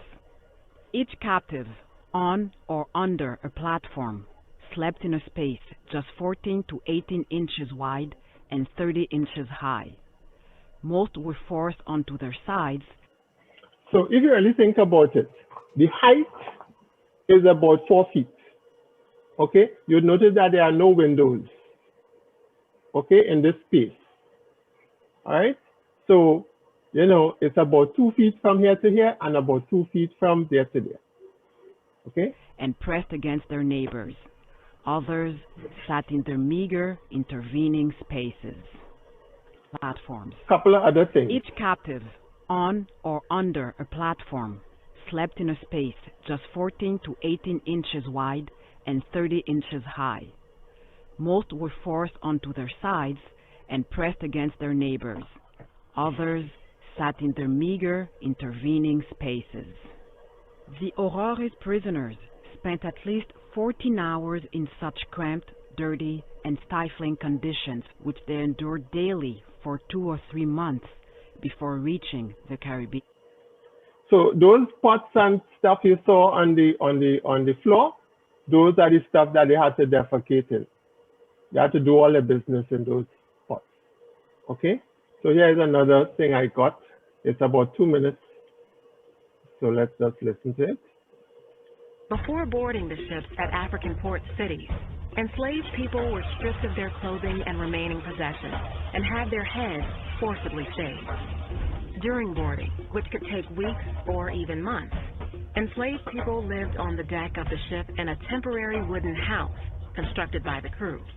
The crew also installed netting around the deck of the ship, designed to catch those enslaved who might opt for death over forced servitude. Once moved below deck, enslaved people would find themselves stuffed into compartments with ceilings as low as 4.5 feet, where they would spend most of their voyage. They were segregated by gender and age. Adult men were kept separately and shackled in pairs. Women usually left unchained in their designated compartments, and children often free to move about the ship. There were no sanitary facilities of any kind. Enslaved people were forced to relieve themselves where they sat, creating hellish conditions when combined with the heat and lack of ventilation below deck. Disease was rampant. Dysentery, malaria, yellow fever, smallpox, measles, and influenza ravaged the enslaved and crew members alike. The enslaved people generally spent about 8 hours a day above deck, but were still separated by gender, also subject to forced exercise, which sometimes included dance and song for the entertainment of the crew. Enslaved captives deemed disobedient were tortured and beaten, usually whipped with the especially cruel cat o' nine tails, a tool designed to inflict maximum pain. Enslaved people who refused to eat their typical meal of rice and beans were forced to do so, sometimes with a speculum oris, a medieval tool used to force open a person's mouth. Women, while usually left unshackled, were raped and sexually abused by members of the crew, sometimes arriving in the New World, carrying the children of their attackers. But it was the women, using their minuscule freedoms, who would often coordinate mutinies against their captors. But these rebellions were rarely successful. Okay. All right. So I would just like to end this presentation with something from the Black Panther. Maybe we can still heal you. Why? So you could just lock me up? Nah. Just bury me in the ocean with my ancestors that jumped from the ships. Because they knew death was better than bondage.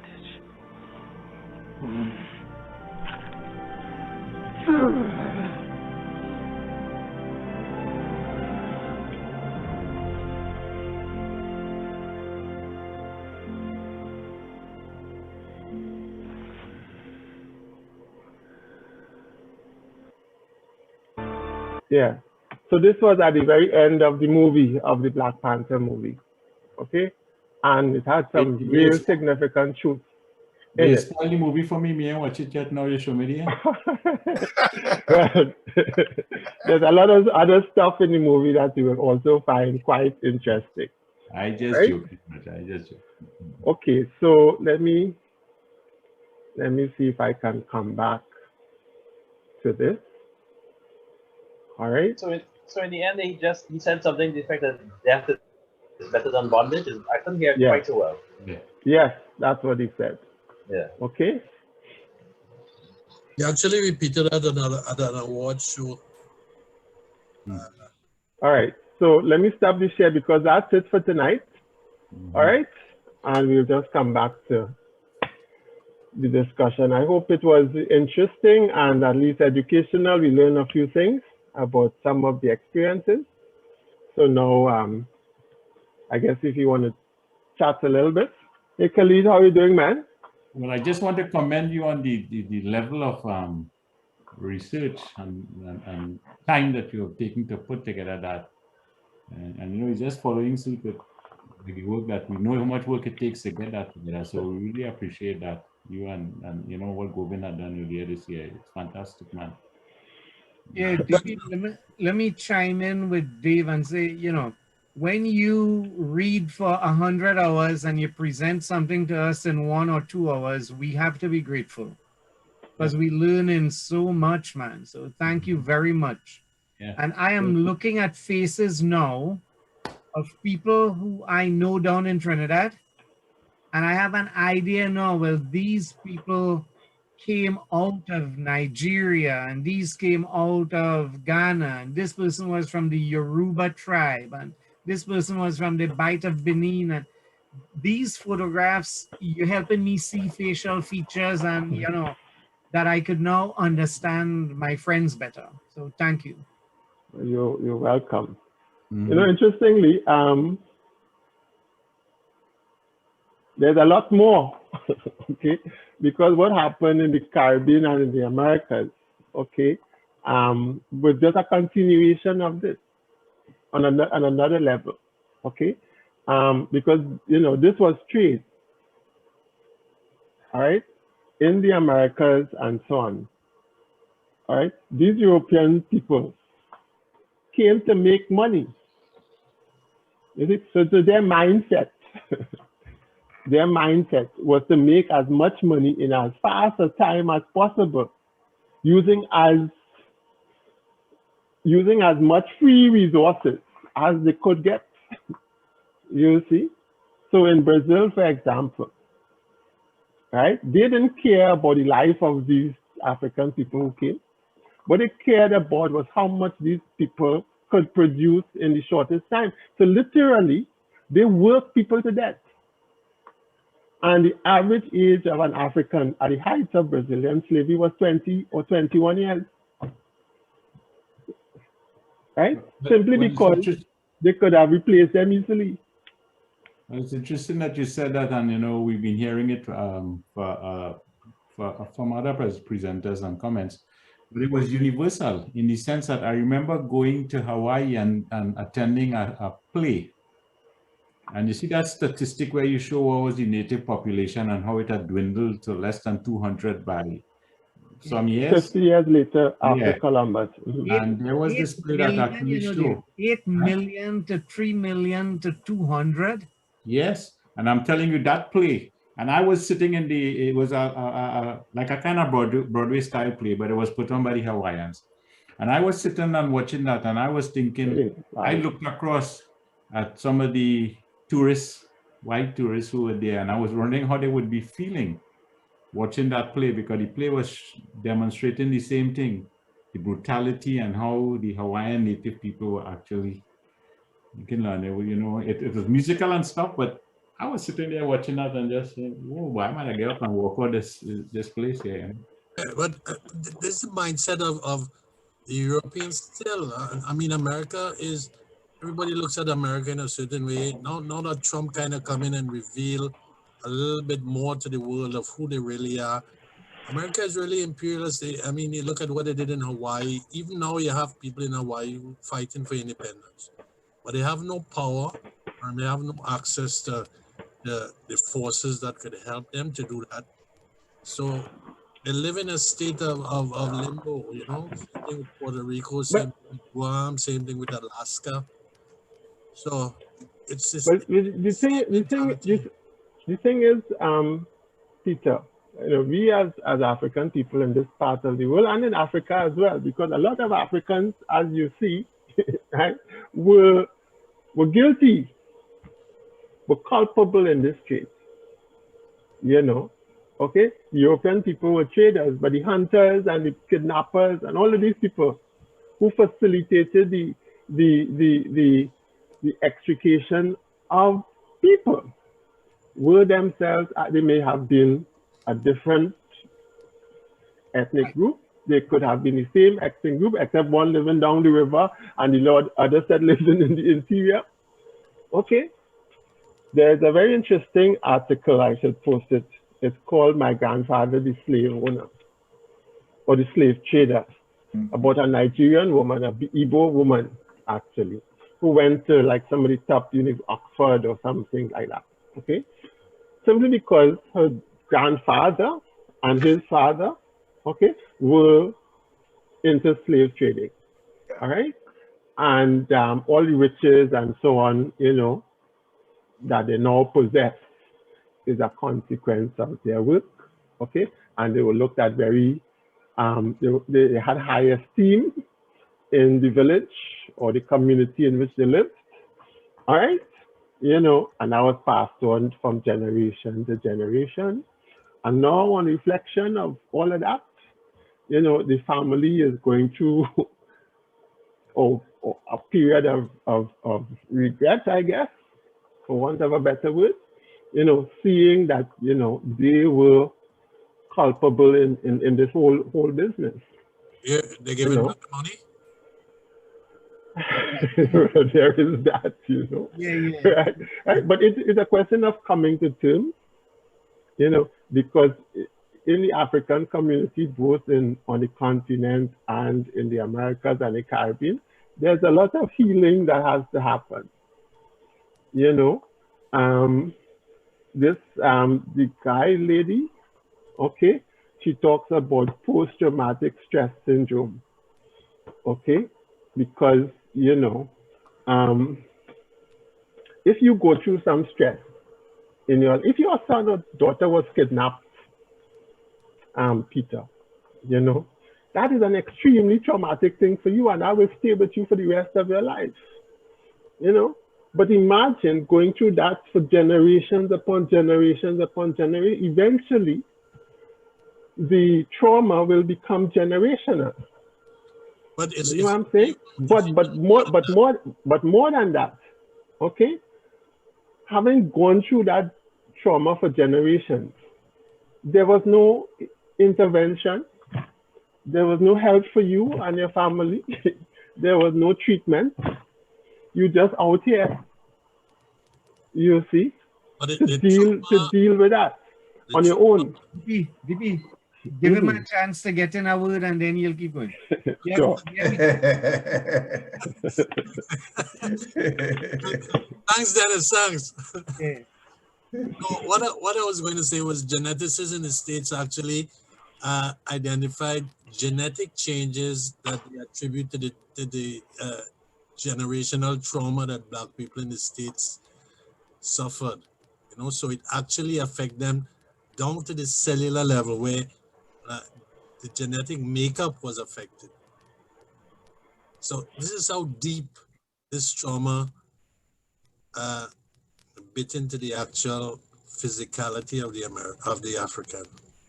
So it's you know, sometimes you look at a lot of white people in the States and they say slavery, and the thing of slavery, well, you're forced to work, but you have a place to live and they give you food, and you know, it's just they force you to work without pain, and they don't recognize the absolute brutality of this chattel slavery in the States. And they do not want to recognize. Well, true. That is why slavery is not taught in the United States. As a matter of fact, it's not. One could claim that it's not taught any part in the Western world where the majority of white folks live, because it is such a stain They prefer to pretend it didn't happen. And if they acknowledge it, they you know, no pun intended, they whitewash it, okay? And they sanitize it and they make it look like it wasn't such a big deal. You know, I haven't really spoken to my daughter about slavery and all of that stuff. And last week she came to me, she's 12 years old, and she says, why didn't we learn more about slavery in school? And I said, oh, did you run up against something? And then she started telling me that she saw some information and she started doing some more digging, and she was getting really pissed off. And, you know, I was like, they don't teach that in your school for the very same reason that you're getting pissed off right now. You have a 12-year-old daughter? Yeah. Yeah, but well, you know, I said my father tell me I make my own grandchildren, but that's another conversation. But yeah, I mean, that's the whole thing. They don't teach it because there is that, they don't want to face it, and it runs smack up against white privilege. Right? Mm-hmm. Acknowledge that means, when I say to truly acknowledge it, means to have to come down off of your position to redress, to make redress for it. And then their fear is, where will it end? How far are you going to unwind that ball of twine, okay, to where, quote unquote, equality reaches, or I have to pay you back for what I did to your folks. And you see that PTSD trauma thing that you talk about, that was mentioned. Let me just say one more thing on that. The reason why it exists today is because as a Black person, you are born into feeling a certain way in your position in the society. So you know, my moving here exposed me to a different feeling as a Black person than when I lived in Trinidad. I never thought it was a minority to go about daily systemic racism. That leaves a mark, a psychological mark. It blocks you in. You feel you shouldn't reach for, or you want to make sure you don't step on toes. You live your life with a lack of freedom that is afforded to white privilege. Ada, let me just make a little input here. DP, I think that next week you will address questions like, why are American Blacks who've been through 300 years of slavery different from the new Africans who come to North America? Yes? That's something I could look at. Yeah. Okay. Then Khalid wants to say something. Larry wants No, I don't want to say anything. I'm listening. But is that sorry?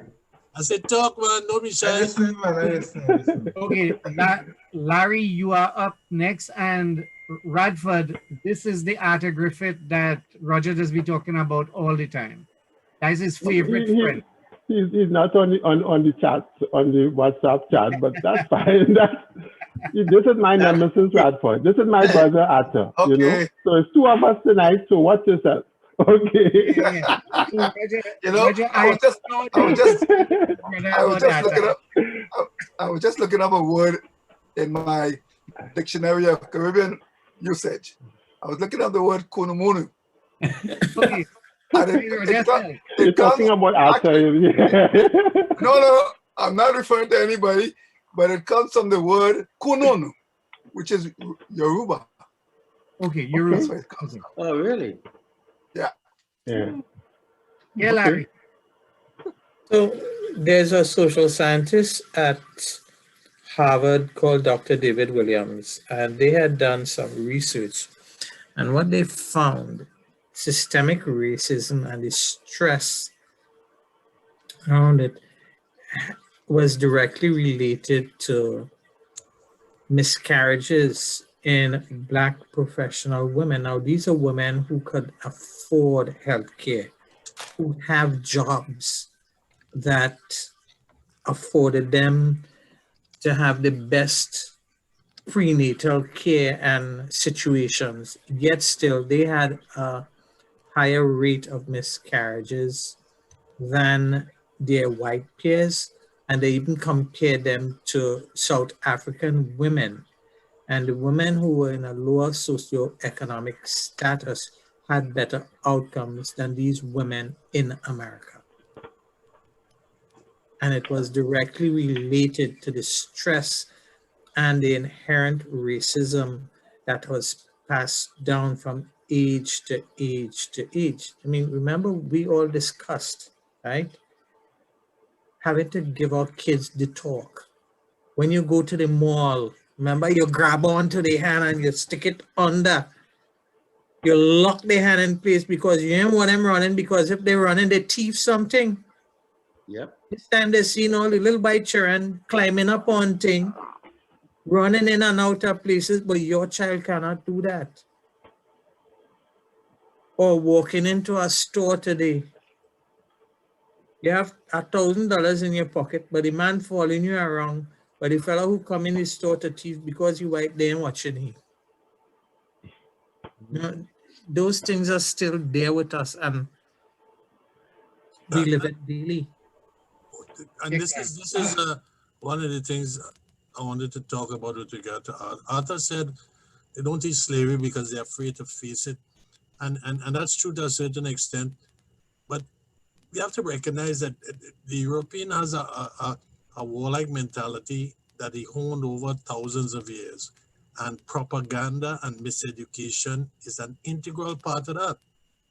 So miseducating people, minimizing it and still saying we stand for justice and we stand for peace is part of the propaganda in order to maintain the dominance.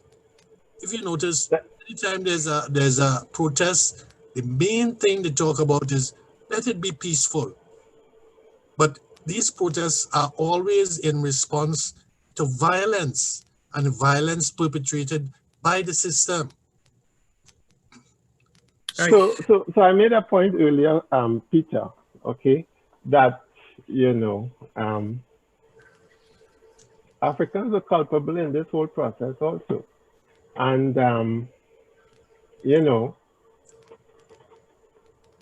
people committed all kinds of cruelty all over the world, Cambodians, Africans, Europeans, certainly. And I was listening to the discussion but one of the things that we've never really done is reconcile.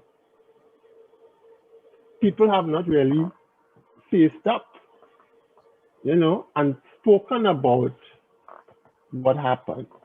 Okay, many African people are totally unaware of what it is I showed you here just now, because they were never exposed, right? And if that is happened to the people who actually went through it, what happened to the people who actually benefited from it? Mm-hmm. You know what I'm saying? Yeah, they have no incentives to get into that. Right? So people will tell you, oh, these African people were better were better off in those days than they are off now, which is craziness, which comes from a position of total unknowing, of total misunderstanding, okay? Because they haven't heard or found the truth for themselves, right? So as Bob Marley says, yes, we need to emancipate ourselves from mental slavery. When you say the Africans are culpable, do you believe the Africans in Africa who raided the neighboring villages to get slaves, do you believe that they understood the kind of conditions that these people they captured would have been facing? Eventually, they must have known, because people like Equiano and so on, right, who went through the process and who himself, okay, became a free person, traveled all over. He wasn't able to make it back to, Nigeria, which is Ebola, which is where he came from, but he had contact with a lot of folks, right? So eventually, some would have known, especially the people on the coast, because they were dealing with people all the time for hundreds of years. Yeah, but Roger, here's what they wouldn't have known. they wouldn't have known that if they captured 10 people, that most of them were going to die before they get to the coast. Yeah, but they didn't care. Yeah. I mean, when you say they didn't know, yeah, the first act of capturing another human being and selling him to another human being, what makes you care what happened to that person in the first place? So knowing or not knowing to me doesn't, you know, I wouldn't even, I mean, I'm not even sure I want even to ask that question. It's like I go and I catch some wild hogs, right? And I take them and I sell them to market at the market. Am I concerned about what happened to them afterwards?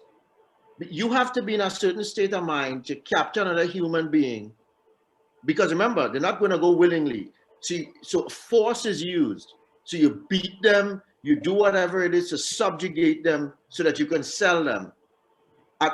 During that whole process, if that didn't make you feel that this is something that you should not be doing, why would what happens to them after be something that would say, oh my God, you know what, I need to stop. I didn't realize the middle passage was so harrowing. No, that's not your mindset. You're looking for the next person to ambush and capture. If I could just interject for a minute, because those on the coast certainly knew for a number of reasons. In that, for one thing, all those castles that we saw in Ghana, the Africans that were being brought in there were being brought in by other Africans, right? So they had another. So what we're talking about here is culpability, right? And I've always felt that oppression is something that can only occur when there's culpability on the side of those who are being oppressed. Because if those on the side who are being oppressed, if they were all in resistance to oppression, the oppressor would move away from that. He would find someone else to oppress, right? So there was culpability. And I had a very interesting experience when I was in university, in that I befriended a Nigerian brother. He was older than myself. And you know, I was looking into African history and so on. And in one of my conversations with him, he was very open with me about where he came from in Nigeria, and that the area that he came from prospered from slavery. And he made a personal apology to me on behalf of his people that they did that to us. In the 80s or 90s, when was Clinton president? I think in the 80s, early 90s. Right. Yeah. During that time, there was a lot of talk about reparations and so on. And a few of the African leaders apologized as well for their people's culpability in this. So they knew. The other thing to know is that in the Senegambia region, which is where a lot of the Africans were being taken from, there was the ulama, because it's a Muslim area, themselves opposed their chiefs for the continued selling of the people to the Europeans. And they opposed their chiefs with force. And they then turned that force in a threatening manner towards Europeans, which is why they moved away from enslavement. This is where Kunta Kinte came from. They eventually moved away from enslaving in that area because they were being met with resistance, because they knew what the Europeans were doing to the Africans. So there was knowledge of it. Hey, Dipisa, can I jump in and ask a quick question? Certainly. So one of the things that I'd like you to comment on, in my experience visiting Africa, I find there's no venom in the general population towards the European today, as a general rule. I don't know if that's your experience. I mean, it's to the point where, you know, there are cases where you as a foreign black can see issues of discrimination within the society in Africa, and the African will have an explanation for why it's not discrimination, which is a very interesting perspective. Okay, I have 3 comments to make on that point. I was in Southern Africa okay? And, you know, my experience there with people was a little different, okay? Because of that whole apartheid situation, all right? So that's the first point. The second point is about Christianity, okay? You know, a lot of Igbo, a lot of Yoruba people, I don't know, maybe it's the way their societies were set up as self-governing and so on, gravitated towards Christianity, okay? And consequently, all right, there is this perception that all things, you know, angels are white, heaven is white, paved with milk and honey, and so on and so forth. So there is that, yeah, that inculcation, right? So much so I was surprised recently. I was looking at a documentary, tourism, and the guy went to Lagos, okay? And there is this this mega church, okay? It is 1 kilometer long. This is one building, a series of like airport hangars together, 1 kilometer long and half of a kilometer wide. And, you know, church pew after church pew after church pew can literally hold 1 million people when it is full, right? In Lagos. And what was surprising was that they were going to build a bigger facility that was 3 times as large.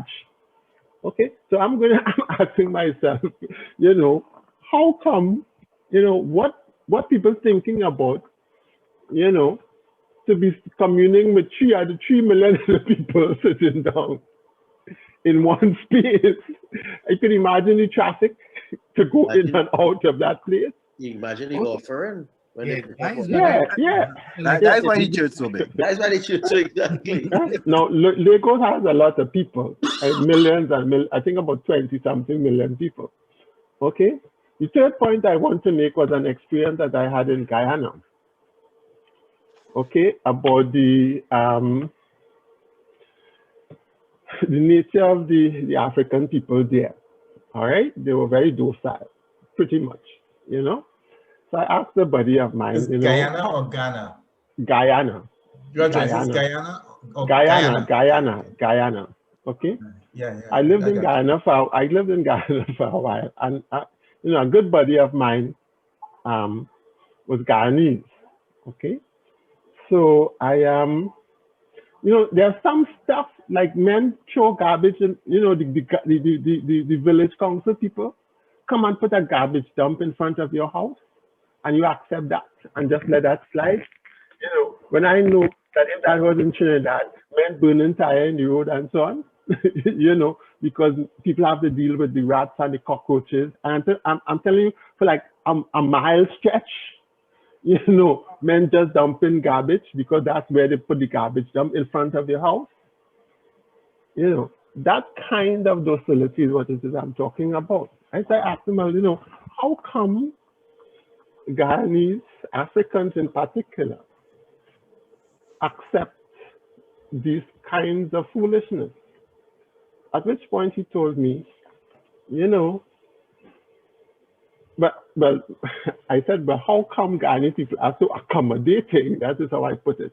He said, you know, Guyanese people are really docile. That is what his comment was with me, because of the way how Dutch slavery was. He said, because people were brutalized to the point of docility. You see what I'm saying? Okay. And to me, to accept certain things. All right. And if you observe something, that a lot of African people in Guyana, very dark-skinned people, okay? And that's specifically because the Dutch really did not encourage intermixing of people, right?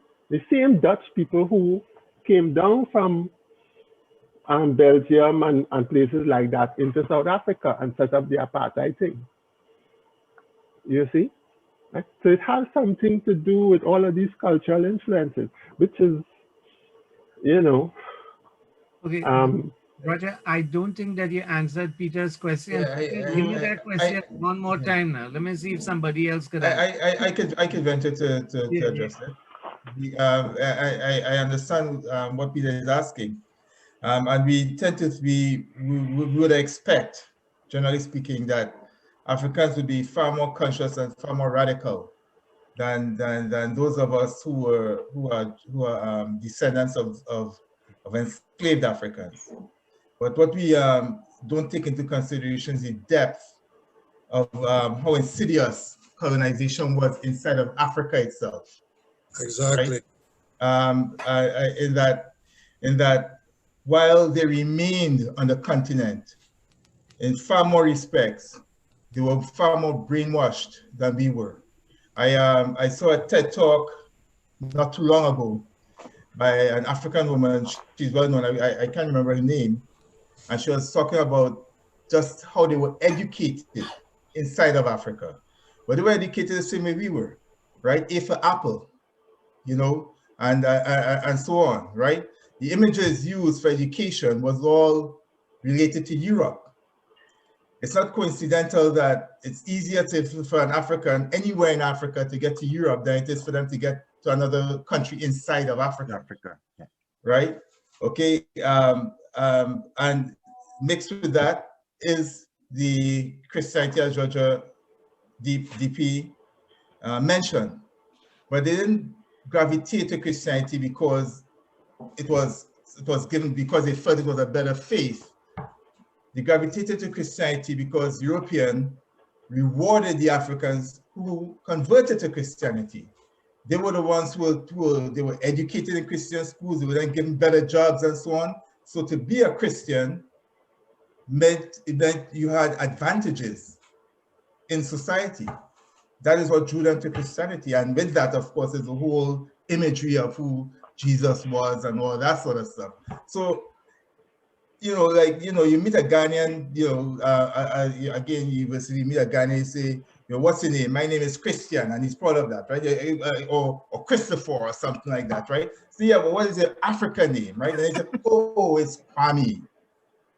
You know what I'm saying? So, yo, you're talking to me, you know, a fellow African, right? But they identify first with that, you know? Yeah, and this is across Africa. This is across Africa, right? Yeah, but to be honest, that happens a lot elsewhere as well. Throughout Africa. Not only right? throughout Africa, but in yeah, but we are addressing Chinese, Africa. for example. Sorry. Yeah, we are addressing what we went to Africa, right? But right. The other thing though is, what's the major tenet of Christianity? Sorry? Forgiveness. Yeah, that forgiveness and love. Forgiveness. Yeah. Okay. But forgiveness. I'm not.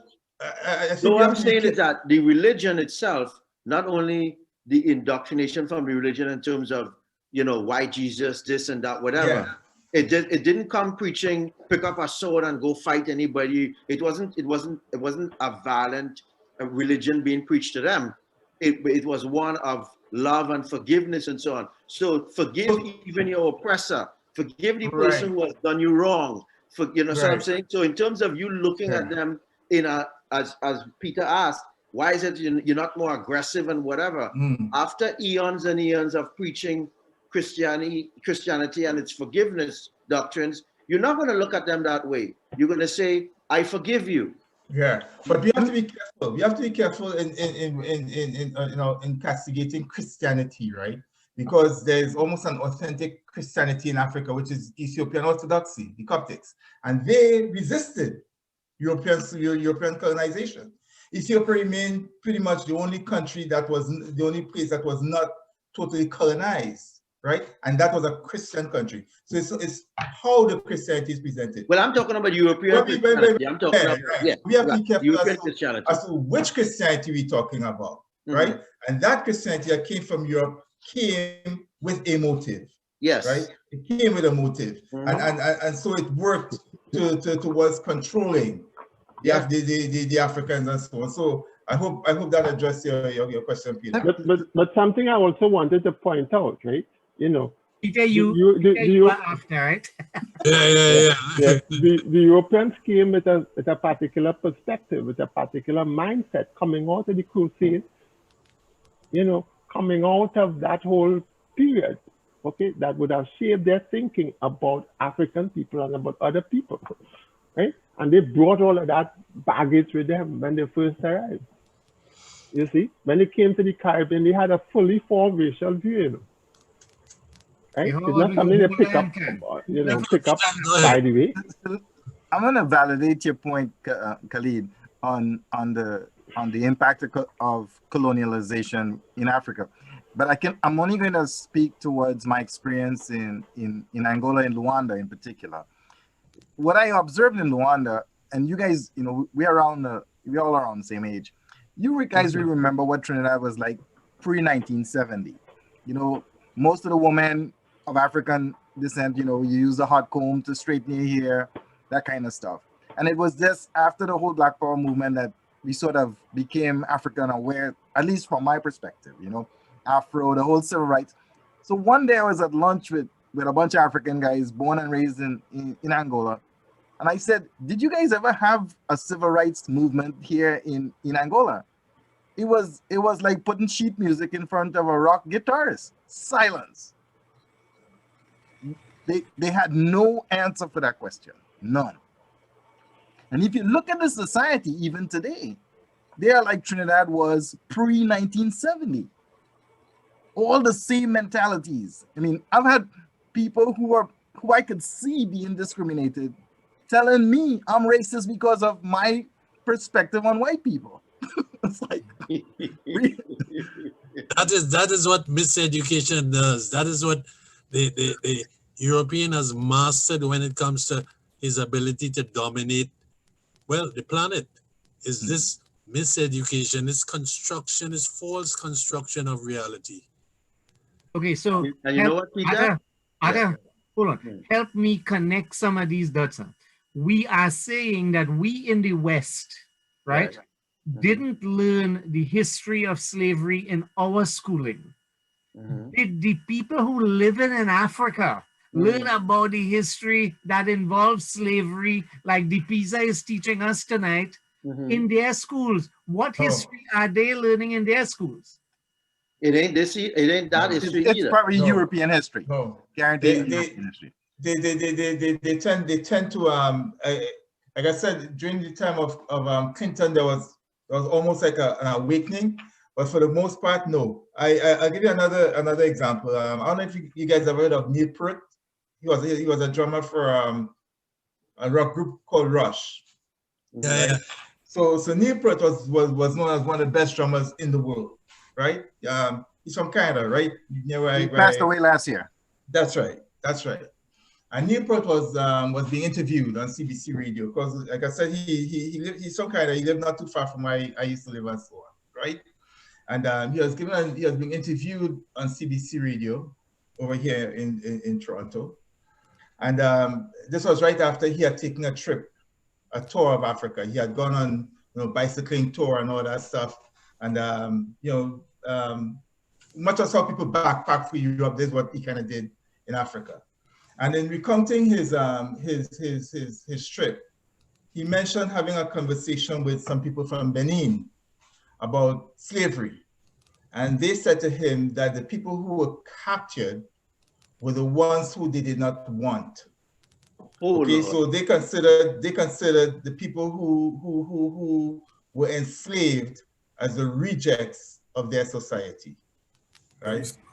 And they told that to a white man. Dig it. Listen, piggybacking on that, that's the problem and it's reflected in conversations here. And I already first knew about it living in the United States. It's the rub between Ethiopians and other Africans. Because Ethiopians basically lord over the rest of Africa, that they were the only set who were not enslaved. And they use that as a sort of demarcation, a distinction from themselves and other Africans, that you guys were enslaved and we were not, right? And there is a tension between them even here. And I don't know if that's part of whatever, but even here in the US, for instance, Ethiopians are very cliquish. Yep. They don't marry outside of their race, except maybe for white. Yep. But they don't marry, other Africans in particular, or even African Americans. they have a very cliquish way of as if somehow they're not part of the African continent, right?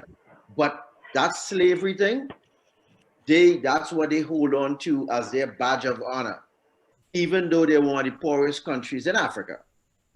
Arthur, let me ask a question, and it's because DP and Khalid and you guys know so much more about this, right? Is there anything that with Ethiopia and Haile Selassie being the last of that line, and Bob Marley singing about that tribe that came out of Ethiopia and so on, how do you connect those dots? What dots? Sorry. What dots? They have not dots to connect. Okay. That's the problem. That's the problem. They you know, the 12 tribes and the whole, as a matter of fact, Ethiopians feel that they have a bigger connection with Jamaicans than they do with the rest of Africa. That whole Bob Marley thing and they have adopted reggae as almost part of their cultural music. You go to Ethiopia, some of the biggest reggae on the continent is in Ethiopia. Some of the biggest, the more popular reggae groups. And I'm not sure how to answer your question because I haven't seen the connecting dots myself either. To be honest with you, I don't. But I don't understand. I don't particularly get it. Khalid, I am saying, Haile Selassie was supposed to be the last of the tribe, last of the kings of the tribe of Judah. Yes. Right. Yeah. And there was some connection in my head that the Queen of Sheba had traveled the continent and returned as an empress of some sort in the days of Solomon. Yes? I don't know, but I know the Queen of Sheba was supposed to have had a child with Solomon, of whom Haile Selassie is supposed to be a descendant. Right. Yeah. Right. And the thing is too, Dennis, okay, Haile Selassie had children. So his children are still around and his grandchildren. Yeah. They are the ones who carry the air of, you know, of I just want to hear the follow through on the question. Yeah, so I am saying that I don't know enough about Ethiopia and Ethiopians, but when Arthur says that they have a certain amount of claim to fame, I thought it wasn't only that they were not the only country that was ever enslaved. I thought it also had to do with a connection to King Solomon. Yeah, no, okay. I understand. Okay. Okay. Yeah. That too, Dennis, that supposed line to is one thing. I was talking about the relationship between them and other Africans on the continent. Well, yeah, it's first. I say it's not that they weren't the only place to be enslaved. They were the only one to not be colonized. It's being colonized, right? Because not all of Africa was enslaved either, right?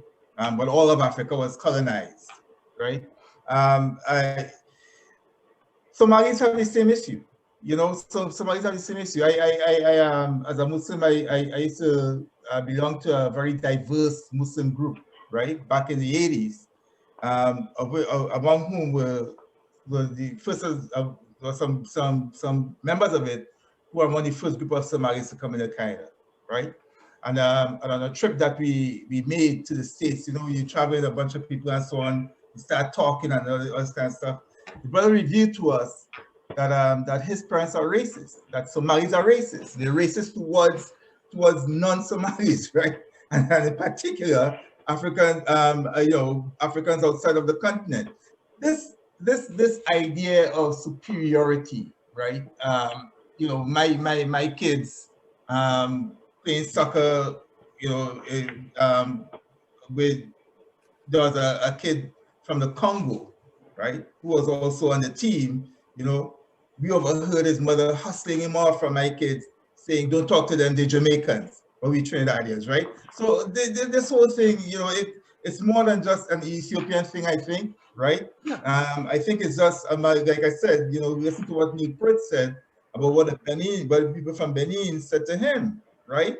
You know, so it's a whole matter of who, I guess, who was more colonized and who was then looked down upon by those who were less colonized. That's what but in Africa, there are 300 tribes in Nigeria. They don't all get along. It's not like when you drop in Nigeria, everybody's everybody. But the Igbo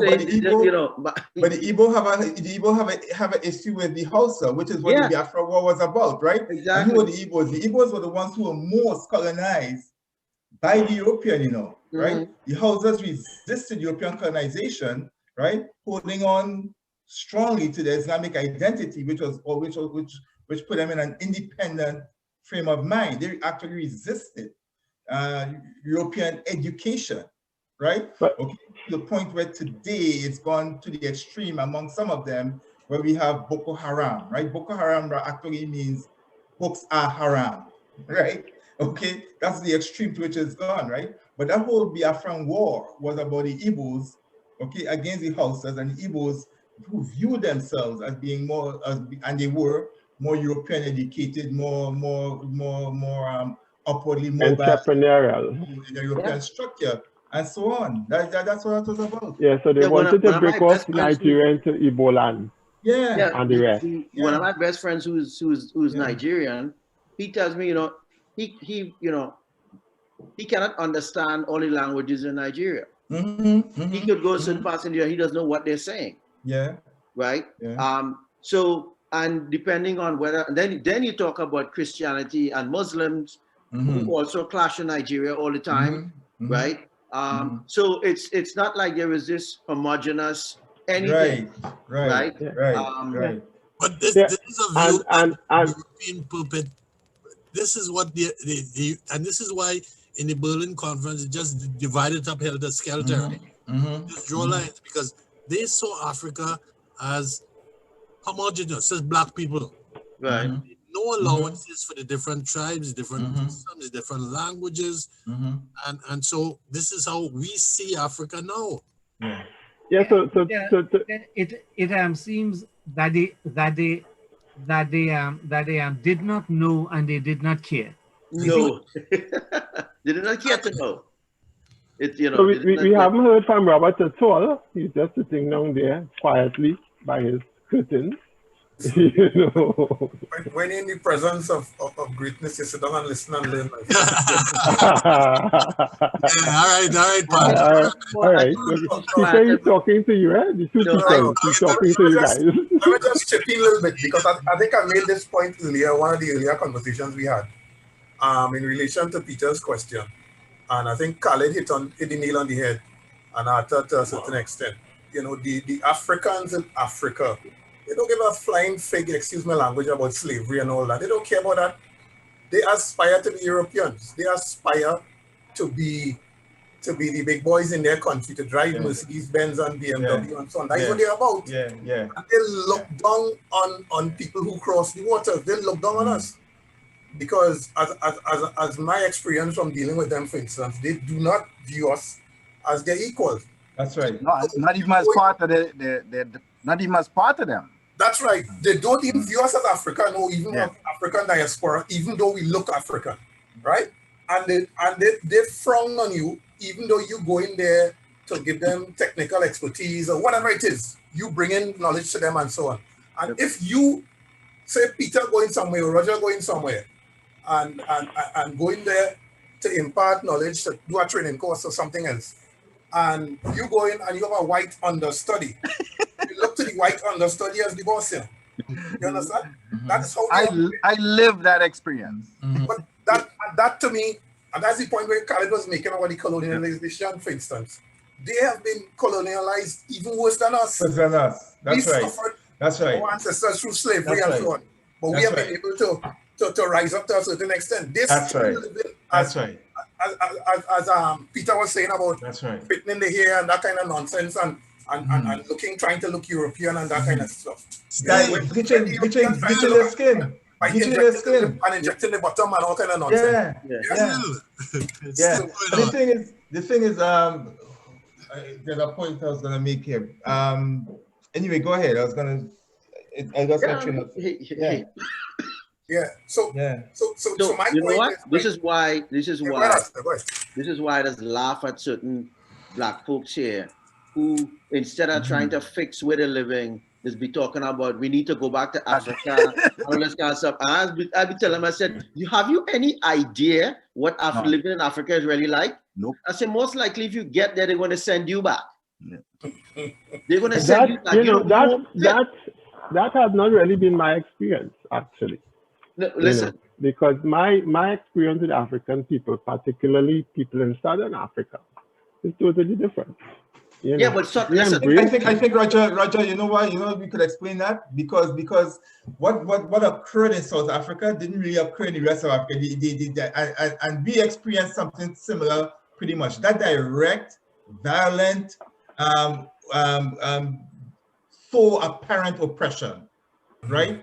Okay, the imposition, the clear demarcation between us and them, right, is I think what separates the South African mentality from that of the other Africans. Absolutely. Listen, I was on South Africa in slavery, we knew exactly what we were up against, right? So it's not coincidental also that the idea of Pan-Africanism, if you look at the founders of Pan-Africanism and who brought it to Africa, right? You see it's a bunch of West Indians. Right, it's a bunch of West Indians who are, you know, like the education of Kwame Nkrumah into the thinking of an African identity and so on, and Pan-Africanism came from guys like George Padmore and these guys, right? Our very own James and these guys, right? Because we had a visible, open, clear condition, right? The Haitian Revolution. Okay, Haiti started sending Haitians to Africa, right, to educate and to encourage them for revolution and so on, right? That came from us. Yeah, Roger, what I'm talking about is, you see the same thing that Peter was talking about and Robert was talking about in terms of how certain Africans look at the folks who were enslaved, right? Is what I'm talking about in terms of if you go back, if you go there and you go to certain parts of Africa expecting to be met with welcoming arms and, oh, your brother, you've come back and all that stuff. And, you know, they're looking at you like, you know, you stick it like a sore thumb. And even South Africa, you know, I spent some time down there. You know, it's the first thing I realized that to some extent I could break off South Africa and set it adrift from the African continent. That's correct. I couldn't even, when I went to the first time, my mother told me bring back some African clothes for her. They told me they don't sell that there. Because the shocking to me was everybody was in Western clothes. I thought I was going to the sea. Also, they were wearing all Western clothes. They were behaving. And when I wanted to buy African stuff, they told me they only wear it at ceremonial purposes. And there were no shops. So what I had to do was to come back to the States and go to the mall and buy some African stuff and tell my mother I got to do South Africa. Because you didn't know where to go. You didn't know where to go. There are parts in Johannesburg you could get at. But hey, should he have known where to go? Should it not have been? No. Listen. You guys, you don't be fooled. The stuff that you see in those stores are not from South Africa. Oh, I know that. We know that. But it looks African. Okay. This is what I'm saying. By the time I went back the second and third time, I found stores were selling African clothes, but they were coming from outside of Africa. From Ghana and so on. Ghana, exactly. Yeah. You understand? Yeah. So it depending. It's not South African. It's not South African. Yeah. Depending on where you go, you would get different experiences. But by and large, you know, what Khalid is saying is that yes, the experience of Africans in Africa is that they are more colonized than even we are. And, you know, so sometimes the big question is, and you have to ask yourself, if I'm a white person, right, and I found this out, that Africans are not as upset about slavery as people in the United States and blacks and whatever, why bother? You know, where is this call for the reckoning? If where the slaves came from, they're not calling for it. But they didn't experience it, so why should they feel it the same way as the people in North America and Brazil? Exactly. As they say, Khalid said, who came out with their rejects, right? You see, That's what they said. That's what they said. The point you're making, I think, and I think from what Roger's saying, he had a different experience in South Africa, different to West Africa, which is, I mean, I haven't been anywhere else but West Africa, right? I spent maybe about 2 or 3 days in Ethiopia. That was about it. But the most time I've spent is in Western Africa, in Equatorial Guinea, Nigeria, Ghana, right? So the experience from the West Africa, for instance, which is where a large portion of slaves came from, that came across, for instance, those countries have a different experience than, say, Southern Africa. You didn't really have slaves coming from South Africa, for instance. So the South African experience different to the West African experience, to the East African experience, and so on, right? The issue with the East African experience, as most of us know now, is they have their own issue now with respect to their own immigration, because them had the issues with the Indian immigration to those countries, right? And that created a big issue in some of those countries. It's still creating a big issue in those countries. And now they have the issue with China in a lot of these East African countries. Yep. So there's no unique or single experience that we could point to. We know what Roger, as I said, what Roger taught us tonight, and I'm going to say really taught us tonight, is a lot of the actual experience that our ancestors would have gone through that on this side of the Atlantic, who came from certain countries. But the other countries who didn't have that major slave trade going on, for instance, their experience will be different to those other countries. And that's why, you know, people look at Africa, and as Roger was pointing out, it is such a humongous country. I mean, continent. As you did, continent, yeah. Thank you, sorry. Yeah, as you did the map, it is so much larger. And up to now, Africa is never drawn to scale on a globe, on a world map. And there's a reason for that. Europe is always overrepresented. Europe is a small, tiny place, but Europe is seen as this big central focus on a global map. And it's all meant to create this thing that Africa has no impact, or has had no impact on the civilization or on the world, and it's not that important other than providing labor and raw materials for Europeans and Western folks and even folks in the East and China and so on. Exactly, and this goes Robert, back. There are maps that there are maps that show the countries represented by the landmass area that you can get.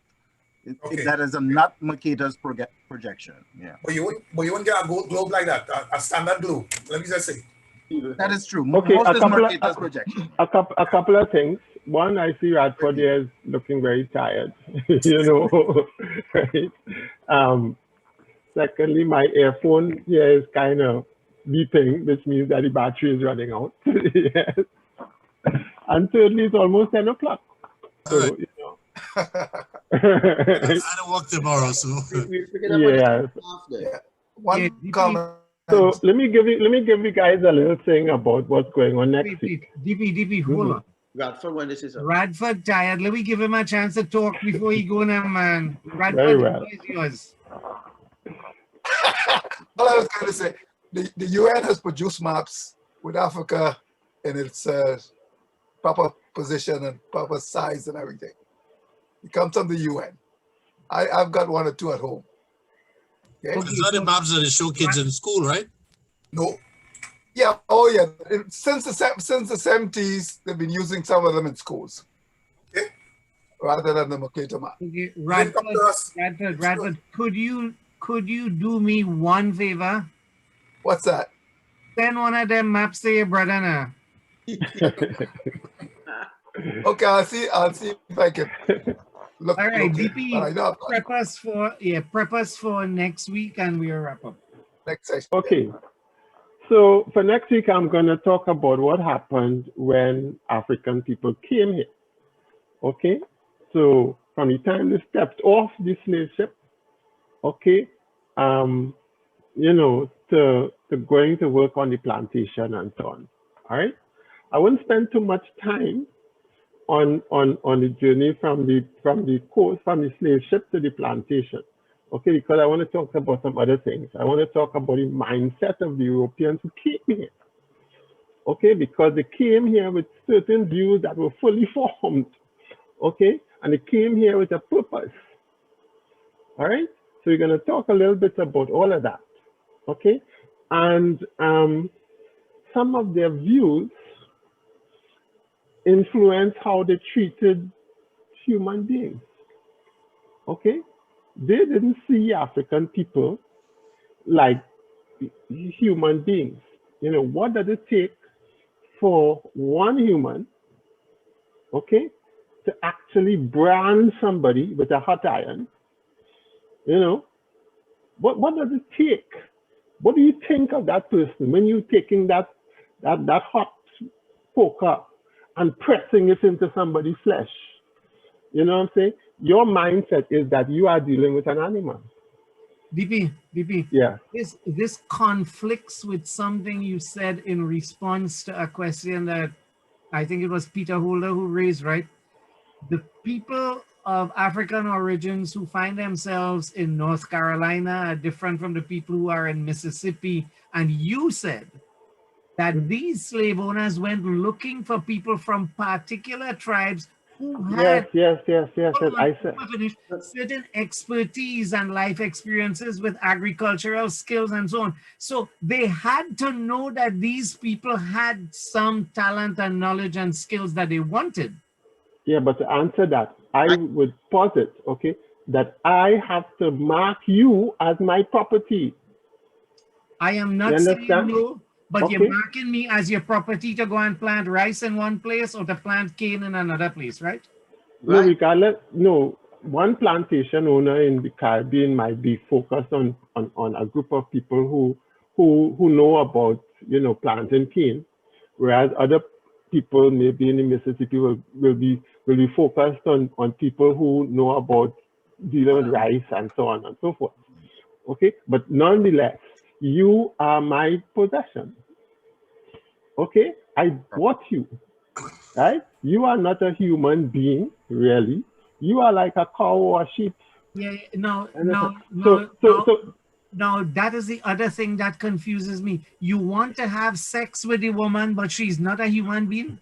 Well, so we're going to talk about that too next week. The European mentality is if they conquer you, they own you. Yeah. They're better than you because they were able to conquer you, whether it's in battle or whatever. Once they conquer you, you become their property. That's a whole different. That's a whole different conversation. But yeah, guys, let me try to wrap up this. Okay. Stop shit, you know what's yes, Peter. Yeah. Okay. Yeah. So the point I'm making is that mindset, okay, drove the establishment of laws like the Barbados Slave Code. So we're going to talk about that, okay, and how those laws were the template for everything else that happened pretty much in every island on the United States mainland, as well as in South America. Yeah, and then we're going to go into some of the plantations, and we're going to look at how people live, right? In Nevis, I have, you know, something about the layout and where the houses were and, you know, who did what and what.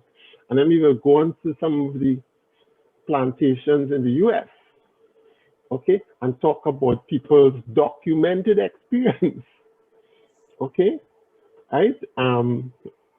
I spoke to you guys about this project that they had in the 1950s when they talked to the last remaining people who lived through the slavery experience in the US. You know, the slave narrative. And in that, you know, people in their own words told you some of the experiences, okay, that they had with people like the speculator, which was the name of the person I was trying to remember last week, which was a dreaded time, you know, whenever this guy was around, because that had certain implications. All right, so you'll block out 4 or 5 hours for you next week. No, I'll try to get it done in less time than I took tonight, hopefully. All right, man, I gotta go. Okay, cool. Great talk. So guys, Okay, take care. All right. All right. Thank you, Raja. Good night. Good night. Good night. Good night. Have a good one. Great weekend. All right. Thanks for joining us, Radford. Right, folks. Thanks again for all the work, Raja. Great. No problem at all. It's very interesting.